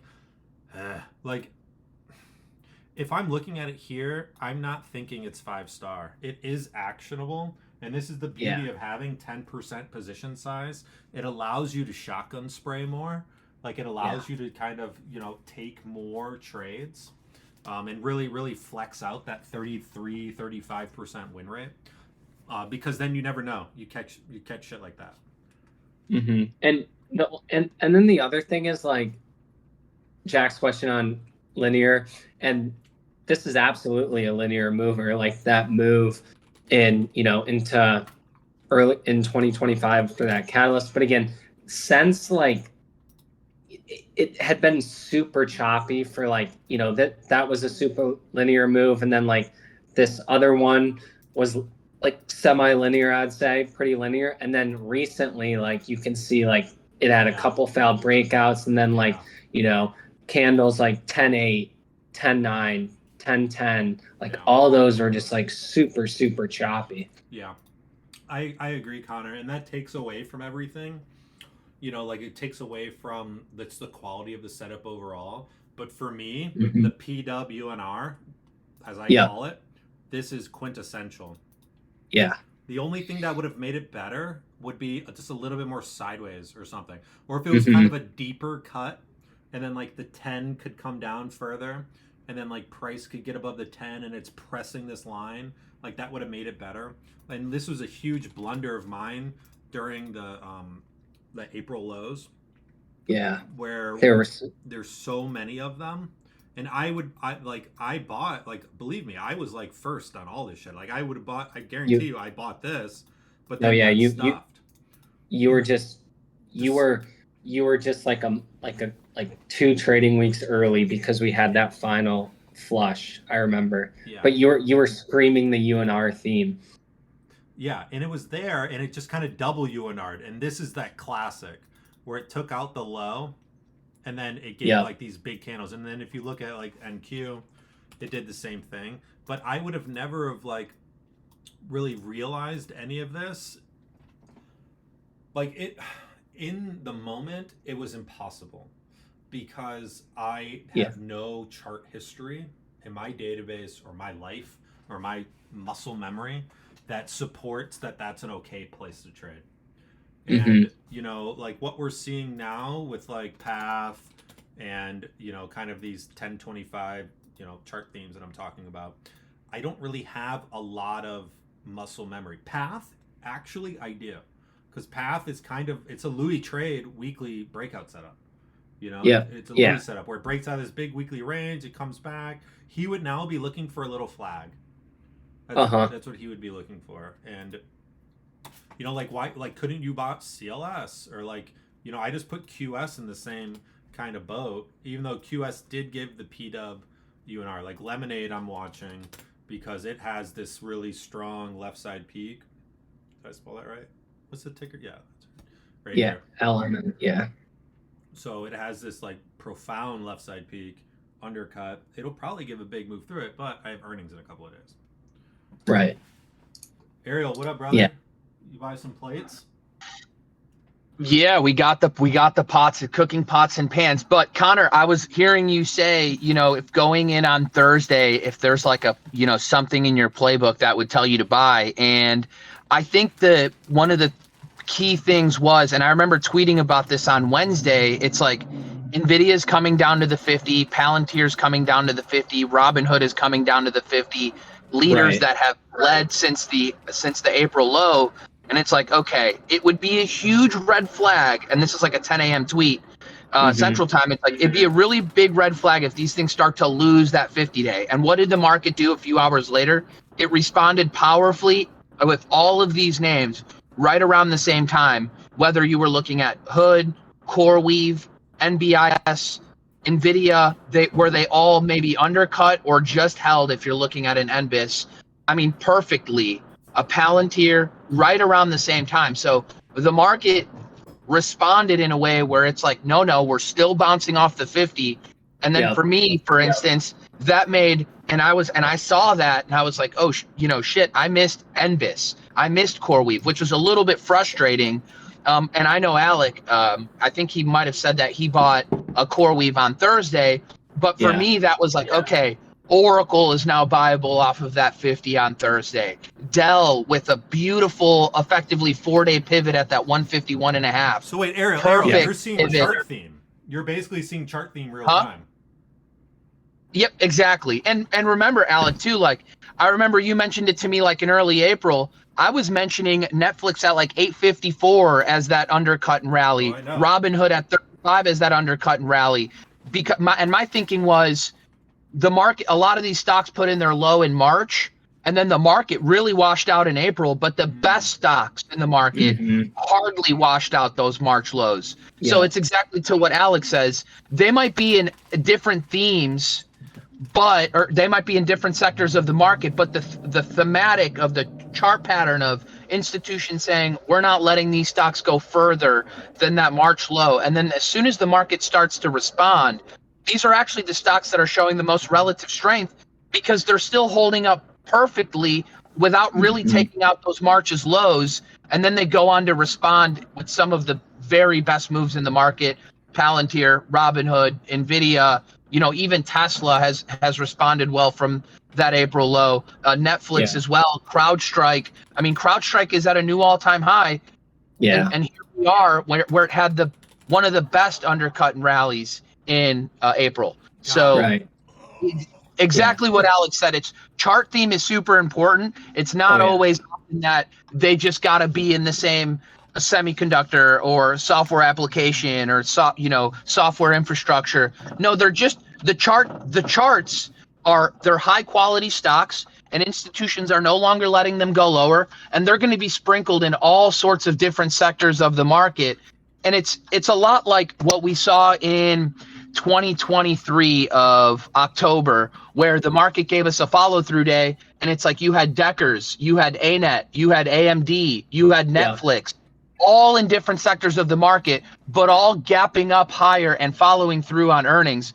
There's your chart theme. It's like if you're gapping up on earnings, you're buyable effectively. And the market was telling you that. And Wednesday, when a bunch of the best names in the world responded strongly off of their 50-day, NBIS, Palantir, Robinhood, etc., that's your cue that, hey, you know what? The market's sitting there telling us as long as those leaders aren't going to lose that 50-day, these things are buyable. And when you look at, call it, Dell or even what was the one that you mentioned, like FLNC? It's almost like a higher low where it's the second you're revisiting the 20 and it's holding up well. So it's like your daily chart is giving you a higher low. Your buy is on Thursday over Wednesday's high. And the expectation is if this is going to be a higher low, it's got to push over prior day high. Yeah, absolutely. Actually, so this brings me a good topic that you could talk about, Alec, because we had a discussion about relative strength. Like what Ariel's talking about is like the most important. Like when the market's going down, you want to look at you want to buy stocks that are resisting the urge to go down and breaking out as the market's finding a low. But like once the market is in established uptrend, right? I'm going to use A-Lab as an example because I traded it. You could call A-Lab a laggard. It's like, why isn't the stock ripping with the whole market ripping? But again, once it kind of, gapped out of the range, had a gap up on earnings, led to a nice move. Yeah, undiscovered alpha. When laggards turn to leaders, I think it's because A-Lab wasn't understood. And so like it was characterized as a laggard. And, like relative strength, like it wasn't going down. Like, I mean, it didn't see like A-Lab is just such a fucker. I mean, Ariel and I talked about this a lot. It drove us crazy, believe me. Yeah. Because it looked perfect. It gave this such beautiful first flag, but then it just gave you like these fuck you red candles. Yeah. And then it gives you another perk, and then it's just more fuck you candles. Then it gives you another perk, more F you candles, and it's like, yeah, you know, like you know, I'd like to consider us pretty good, you know, but like this is like abuse. I mean, it's just abuse, and there's just only like just so much we can give, and then we look at all the other semis at this time just ripping, like literally ripping, and so like it's hard, like without the extra context of understanding the company, which, you know, I definitely didn't have. There was, all I could do in my mind is say that, oh, it's a laggard. And like, you know, the laggard term literally comes from Qualimagi.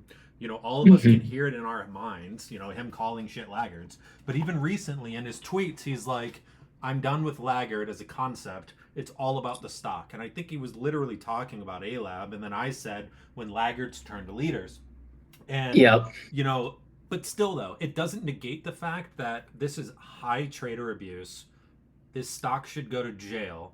It's bullshit.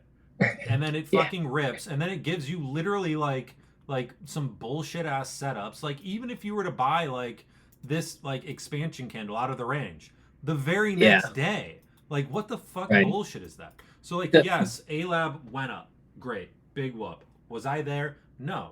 Does it owe me money? Yes. The easiest money trade was buying like 9.4, 9.5, but again, you got a couple day move. There was no easy money trade with this, Connor. You somehow, like, you got into BE, and this may be just the added conviction that you found, and it's just an edge that you've developed for yourself in the system, in your system, just digging a little deeper. But me, I definitely didn't have it. I know I even tried to short this fucking thing in the range, and and I even had a couple good short spots, but then I get stuffed the other way. It was just a nightmare for me. To that, Alec, I'll say I remember A-Lab stopped me out twice, and I was like, okay, if this thing is going to hold above the 200, the only way to play this thing is pullbacks against the ascending moving averages. And twice it gave really nice pullbacks to that 200, and then that's kind of where you get the daily pullback to the 200. You have to take it down to a 5-minute chart. You wait for that, you know, that 620 setup, and then you just take it on the 5-minute push back up off that level, and then you use that intraday low as your stop. And that was about the only way to play it. And then effectively it just kept building out from there. If you timed, you know, those pullbacks to the 200 well enough. I, of course, was like, no, it's a bull market. I'm just going to buy it when it breaks out. I'm going to buy the strength like a total idiot. And then, of course, you know, I just couldn't sit in it because the next day it'd be shaking you out versus, you know, sometimes you could be in a really nice, strong uptrend. But when you get a little too extended, maybe even on the indices, sometimes what ends up happening is you're almost wanting to sell the strength, buy the weakness. And then that works really, really well. Like, you know, sell when you want to buy and buy when you want to sell kind of deal. And those pullbacks to the ascending moving averages, I want to say it was like in July or August, where I think it was July, and the market just felt really choppy, where I, you know, was just putting out tweets and I was like, yeah, I can't gain any traction out here on like new longs, even though the markets are just grinding higher. Well, at that point, if you want to get involved, pullbacks to ascending moving averages are the way. And even to this week, look at what we got on Wednesday. If you were prepared for Hood or Envis or CoreWeave or Palantir or NVIDIA, that undercut and rally or that pullback to the 50-day, and then you just take it down to your 5-minute, wait for your 620 setup, and everything. The beautiful part about Wednesday was everything started bouncing together. So it wasn't just like, oh, and this is like one-off relative strength. It's like, whoa, where is this coming from? Everything is bouncing powerfully. And then I remember on Friday, I was like, man, I didn't buy CoreWeave, and now I've got like all sorts of FOMO that I'm not in this thing because there is just an underlying bid that's not going anywhere. You can put CoreWeave in the same bucket as NBIS, even though it hasn't made the big move they're up. Data center stocks. They're data center stocks, and which is exactly why I bought Oracle. But I was like, okay, same, like, chart theme perspective is what I'm saying. Like regardless, because like Hood did the same thing, and it's not data center, you know. Ariel, where's your Oracle? Kind of was pretty weak on Friday, though. All things considered. Yes, I would say so, but it gapped up and finished green. So I Right. do agree, but you finish green. I know sometimes, you get that like gap up and like you want it to ramp some more, but sometimes I just say take it to the end of the day. If it finishes green on the day, you know what, dude, I just don't care. And you're in so close to the 50-day that just becomes your line in the sand. And it could be a scenario where dude, don't tell me CoreWeave and NBIS are going to go on to work without the big dog.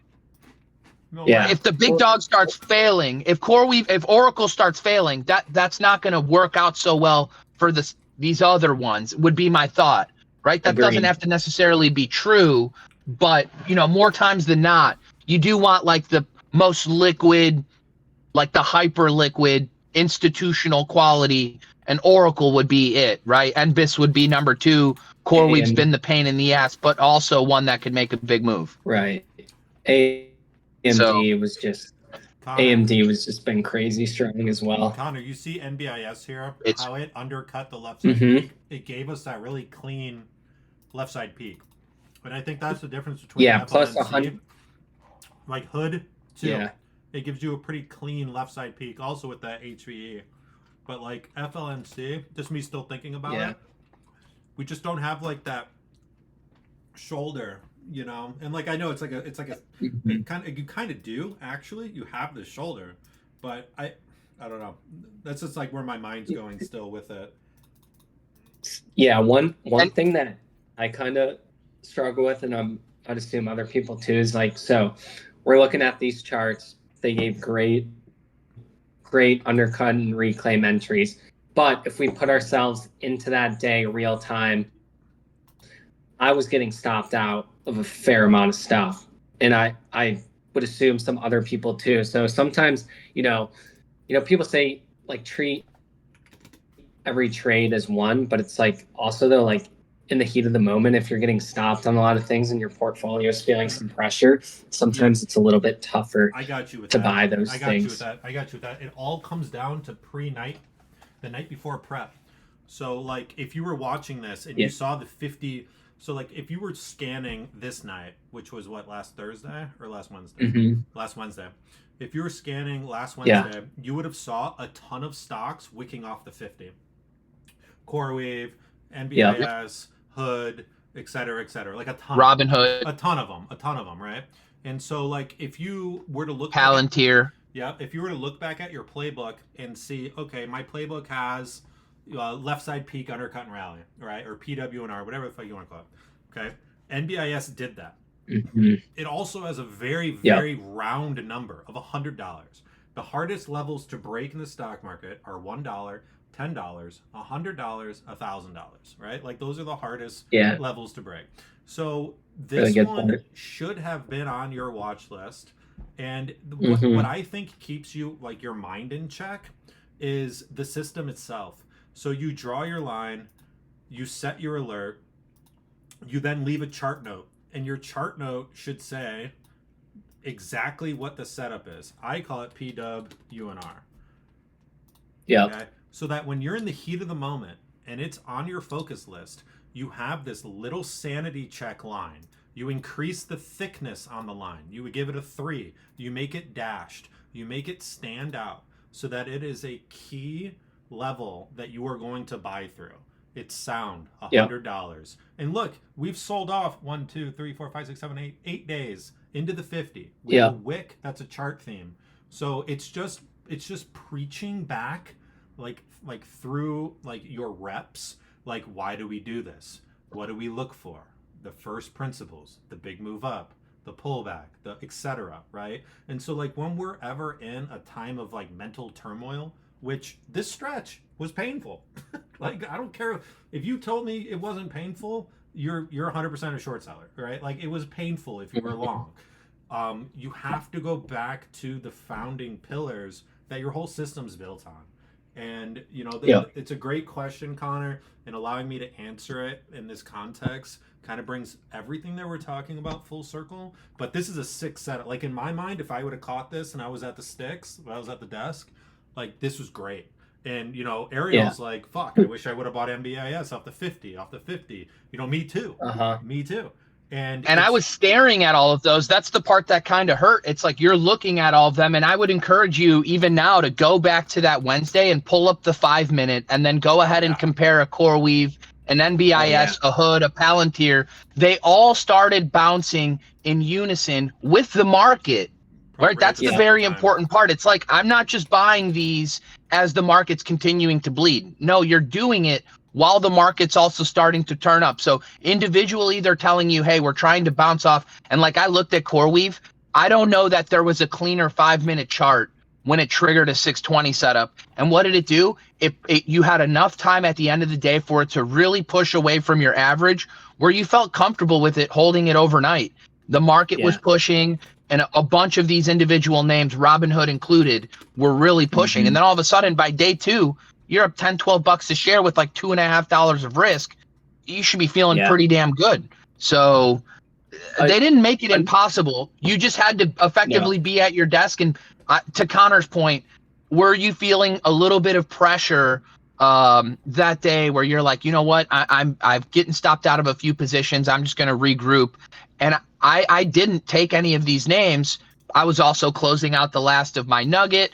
I was closing out the last of my Rigetti. And then I believe it was on Wednesday night when they got that news. So I was like, okay, cool, clear head. That was great. But the reason that I closed these out is we've gone down a bunch. Names are starting to reclaim in the afternoon, like bounce off that 50. NVIDIA's trying to reclaim as well. Just let me get my foot off the gas pedal. It's been a great, 5-6 days on the short side. And then let's see if we can get that multiple day rally. Because even Alec and I spoke privately, and he was like, wait a second, you covered Rigetti? And I was like, yeah, it's like these things have gone down quite a bit in a few days. We'll see if they give us that, and we talked about, we'll see if it gives us that AEVA or that TSSI where they bounce for a few days and then you get to reshort them again, kind of deal. But if you were ready on the long side, look at the beautiful 5-minute setups. Everything bounced in unison, which is, that's your sign. I could take a little starter here. This low is my stop. So Ariel, it worked. What names do we look for now? I'm gonna pre-fill that a little bit. I think that the names that we should be looking for are the ones that did bounce off the 50 or 20. The ones that have now made moves back up. Those are our relative strength candidates. So I think there's two options with how these things play out. Either they show more strength into next week because the market's obviously breaking out what it looks to be an all-time high, and that should lead to just more strength. And then maybe you get and I kind of compare what we just saw on Wednesday to Friday. If you actually go back and look at IONQ before it broke out, it bounced off its 200, and then it rallied for a few days, and then it went sideways for 5 to 6 sessions.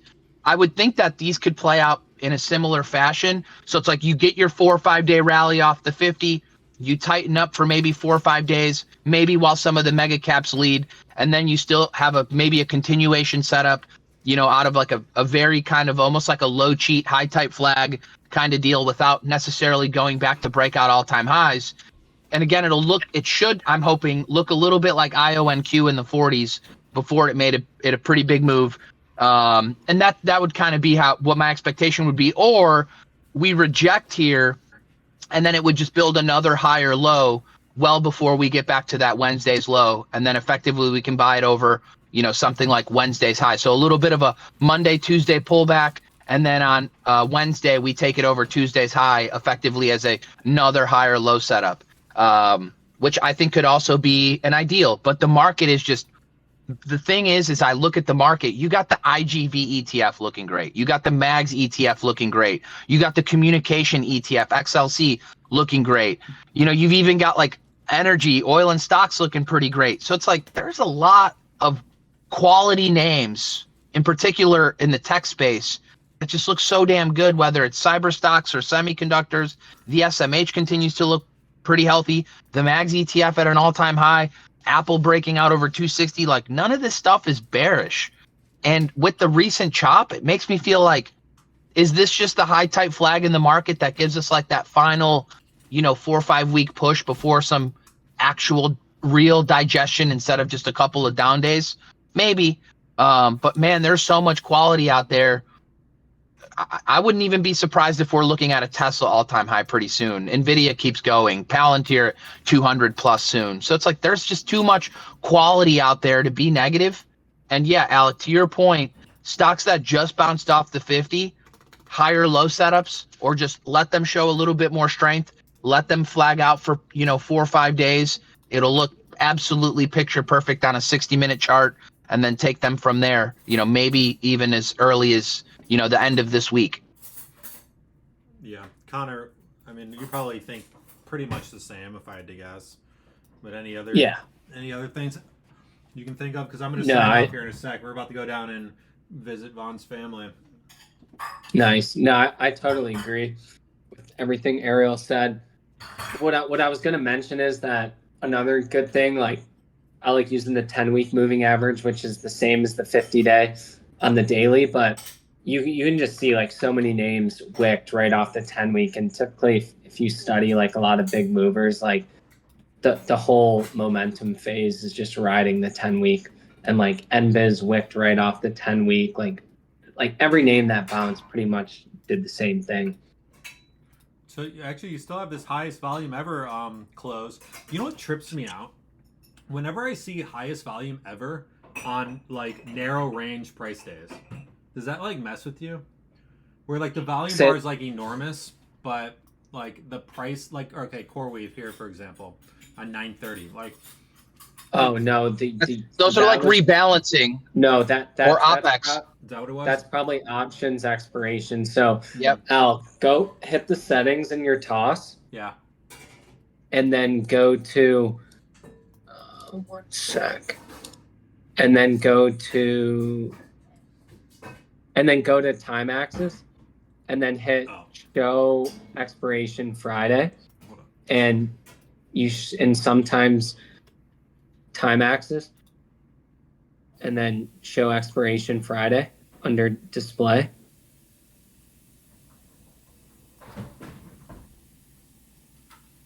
So sometimes that the weird volume is because of those options.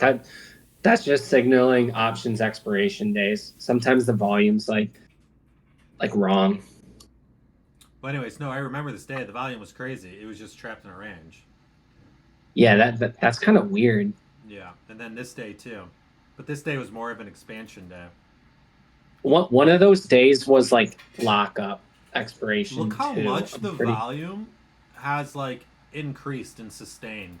You know, obviously the sell-off, right? Like you have the big sell-off and it's like kind of all on low volume. Uh-huh. But then like since the sell-off's kind of bottomed, this volume has just been incredible. Yeah. Sustained. I think Corey was going to make a stupid move. I think it's going to be like an A-Lab. Truly. Yeah. Well, no, I agree. Ariel, can I get your thoughts really quick on one more topic? Because it was kind of the whole discussion. And I want to like end on you brain dumping on this, but you know, over the past 2 years, explain to me how you've approached position size. Now, let me give you some context first. I've essentially said that I think that what's best for new swing traders is to just pick a small, static position size. It could be 5%, it could be 10%. Like, you know, a Louis Trades would do with like his 15%, or Connor's at 12%. Me, I'm at 10%, you're at 5 or 10, depending. How do you approach position sizing now, and how would you recommend new traders to approach position sizing, say over the first 1 to 3 years of their career? Yeah, I like the idea of 10% position sizing, and I would say that the only time where you take that down any is when you recognize yourself not gaining traction. It's not that the setup you might be trading doesn't work, but if you can't gain traction on a 10% position and you get a little paper cut and then another one and then another one, what I would suggest is the market has to invite you in. It has to make it easy, because everybody makes money in an easy environment. But what ends up happening is, especially for newer traders, is you're naturally struggling. Your timing's a little bit off. So if you can't gain traction even in an easy environment, go 5%. And then once that starts to work for you and you see another beautiful setup, take another 5%. And then if that starts to work for you, then maybe you dip your toe in back to that 10, and then that works, and then another 10, and then that works, and then another one, and that works. And all of a sudden, you're in 40% of your portfolio in the market in 3 days. And that's really the only change. I like the idea of 10. Obviously, the only other small minor adjustments that I would mentally think about is think about how quickly a stock moves.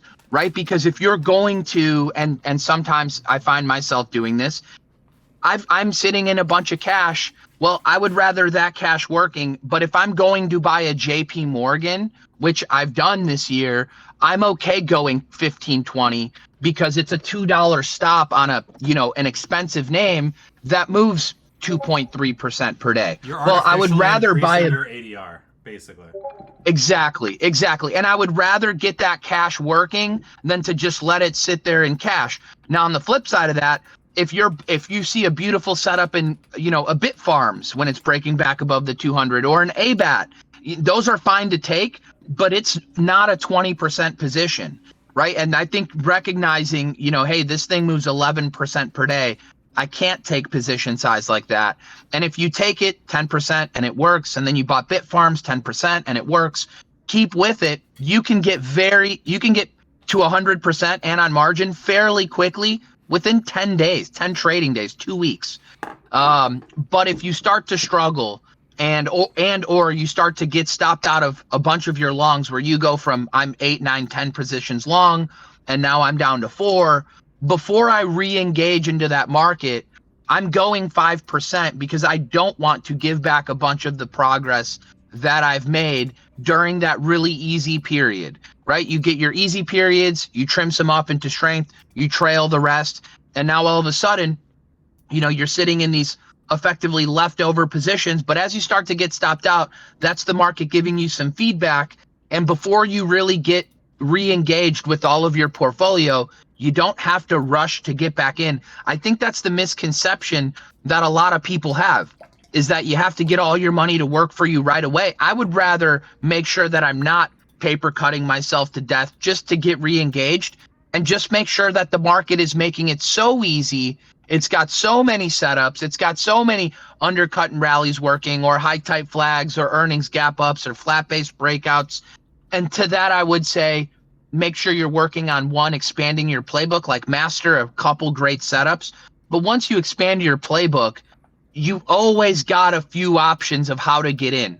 Higher low setups, moving average undercut and rallies. For you, it's the Shoryukens or the PWNRs, or flat base breakouts, earnings gap ups, high volume closes, et cetera, et cetera. It's like you've got all of these, setups at your disposal that you can get all your money to work quickly through these different setups. Yeah. And then recognizing that they're working is even more important than the setup. It's saying to yourself, yeah, look at these semiconductors. They're all acting great. I got to get some money into the semis. I've got a higher low setup in the playbook. I can go put 10% there. Here's another one. This is just a little small high type flag or a low cheat setup. And just, I think one of the things, especially for newer traders, is you haven't really developed that situational awareness muscle, but it's like over time that comes. So make sure you've mastered 2 or 3 technical setups, and then do a really better job of recognizing market and group strength, so that you are at least in the right places to put yourself in a position so that your money can go to work safely. And then once you've done that, 10% is like a really nice sweet spot, and then just do small adjustments on the traction you've been getting and how quickly something moves, right? There's, your NVIDIA deserves more size because it moves a little bit slower than an ALAB, right? Like ALAB, okay, fine, 10%, but if ALAB's 10%, then NVIDIA's 15 to 18 because it moves 3% per day, right? Where ALAB moves 7.5.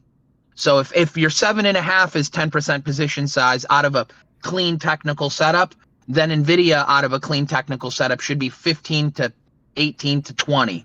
And then again, it's like you're timing your entries with a healthy market. You do those things and you gain traction. The market allows you to come back because you're staring at a bunch of green and you're willing to go and try the next thing and the next thing and the next thing.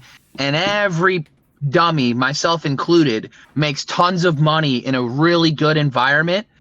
It's just that what separates somebody from the next person, because we're all making money in a good environment, is how do you keep it when the environment goes sour, right? And then that's where you can, again, you're expanding your playbook, and maybe you've got a couple of short setups that you might trade when the environment starts to go sour. But that's, another discussion for another day. But I look at position sizing on the short side the same way I do on the long. I don't just go from no short exposure to I'm 100% short in the market. I go from this is a 5% position, this is a 5% position, this is a 5% position. Okay, wow, I'm gaining traction and the market's helping.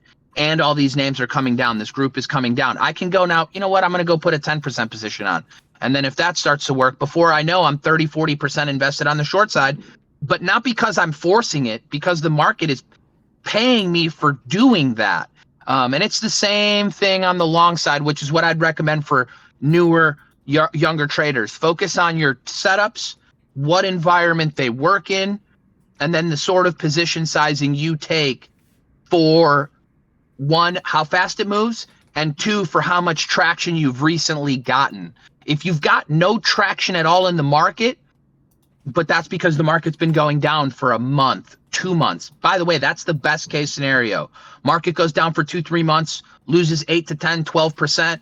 Then all of a sudden you get a follow through day. If you've got clean setups on your watch list and the market's been kind of going down, those names have been showing relative strength. The moment the market gives you a follow through day, you can go 10% on those, because the best time to buy stocks is after the market has had a correction. The best stocks in the world don't really have massive corrections. They've got clean bases, or they're basing while the market's having a correction. And those are the first ones that are ready to go higher. And again, that's also learning what is a proper follow through day, and then knowing I can take 10% on that right away. If it's a valid follow through day, you'll be able to take another one the very next day, because the market is done going down. And now you've had a valid follow through day with, a proliferation of setups. Like, you come back to the market, you scanned that night, and all of a sudden you're like, man, this looks good, this looks good, this looks good. And they're all food stocks. And all of a sudden you're like, man, I just bought the Cheesecake Factory, CAKE, and Shake Shack looks good, Chipotle looks good, and the next one looks good. You're like, I need to own all these. And they're giving you follow through. So it's like, now all of a sudden, you're on the right group. The market just finished coming off of a correction. And all of these little small nuances, you learn them more with time. But that is really how I think about position sizing. It is not such a static thing. It has to be a little bit dynamic. It becomes a bit more dynamic. Yeah, it becomes a little bit more dynamic as you study. Okay, right? When's a good time to? Like, you just undermined everything. No, but I like the idea of 10%, but you can't do 10% on ABAT, and then you can't do 10% on JP Morgan. They just don't move the same, right? You have to make JP Morgan a little bit faster than you do your ABAT, right? That's not saying they both can't have clean technical setups, but yeah. One thing that you missed early on was just the notion of having an average APTR of your portfolio, and that's kind of what matters. So, like, if ABAT is 15 and JP Morgan is 2.3, it's like, and our average target is, 7. Yeah, you might want to bump, JP Morgan up 2.5. If you really, really, really want to own it, you can speed it up a bit. But I wouldn't really suggest slowing down things so much. But it all depends on. I do agree with that. There needs to be some kind of a static.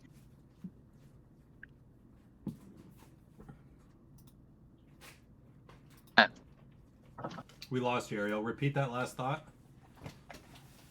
I'm saying that 10% is, there needs to be like some static number that you're comfortable that's the taking. Baseline. 10% is the baseline. So for Connor, his baseline's like 12.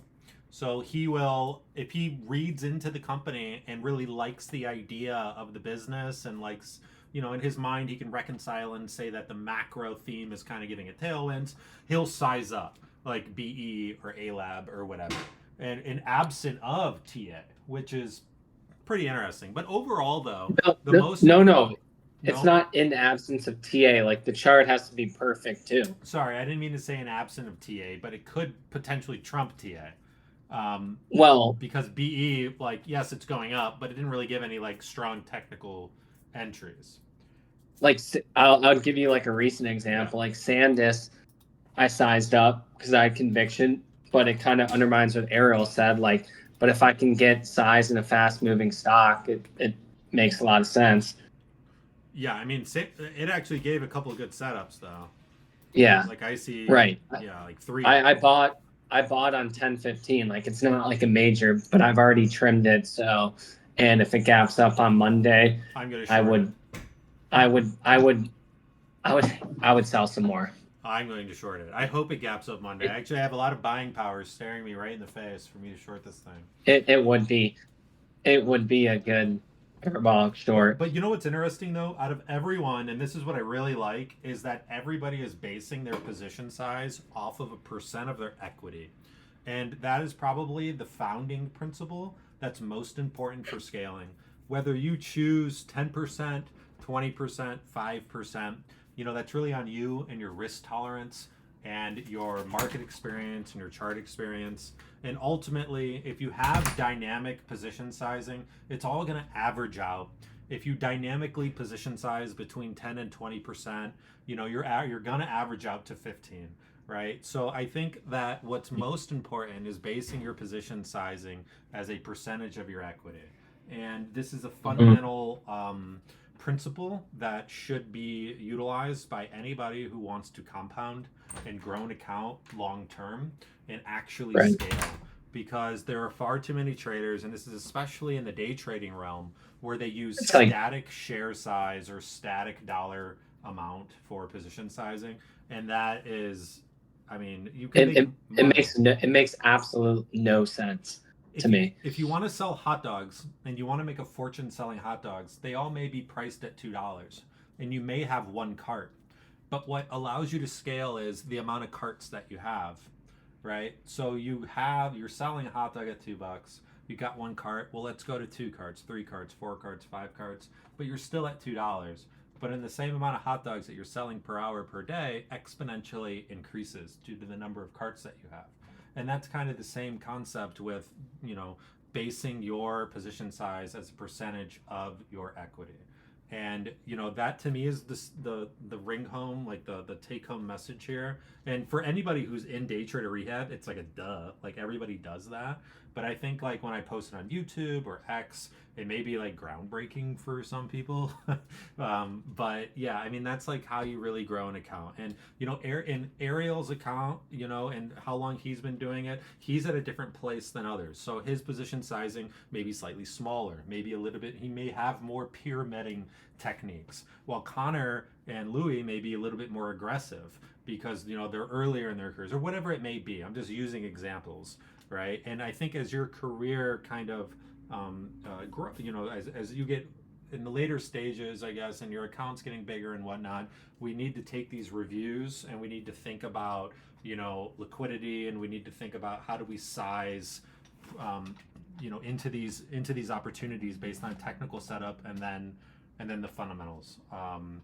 And I think that as your account grows more, and you're $100 million, God bless, you make $1 billion in the market one day. Technical analysis, the weight on it will be less, and you'll need to know a lot more about the story and the tailwinds.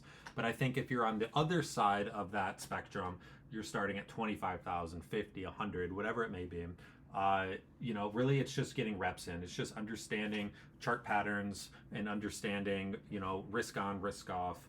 And I think, ultimately sticking with a static, 10%, 12%, 15%, whatever it may be, heaven forbid, don't go above 25% in any stock. I think you'll do just fine as long as you just really focus on the charts and improving your system.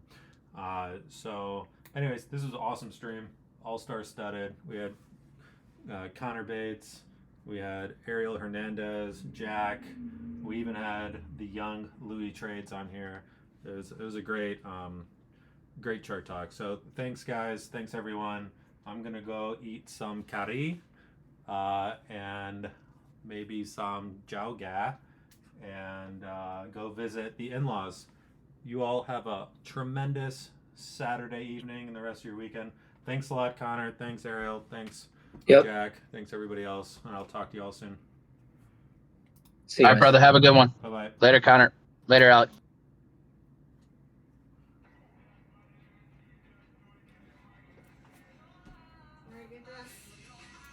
Huh?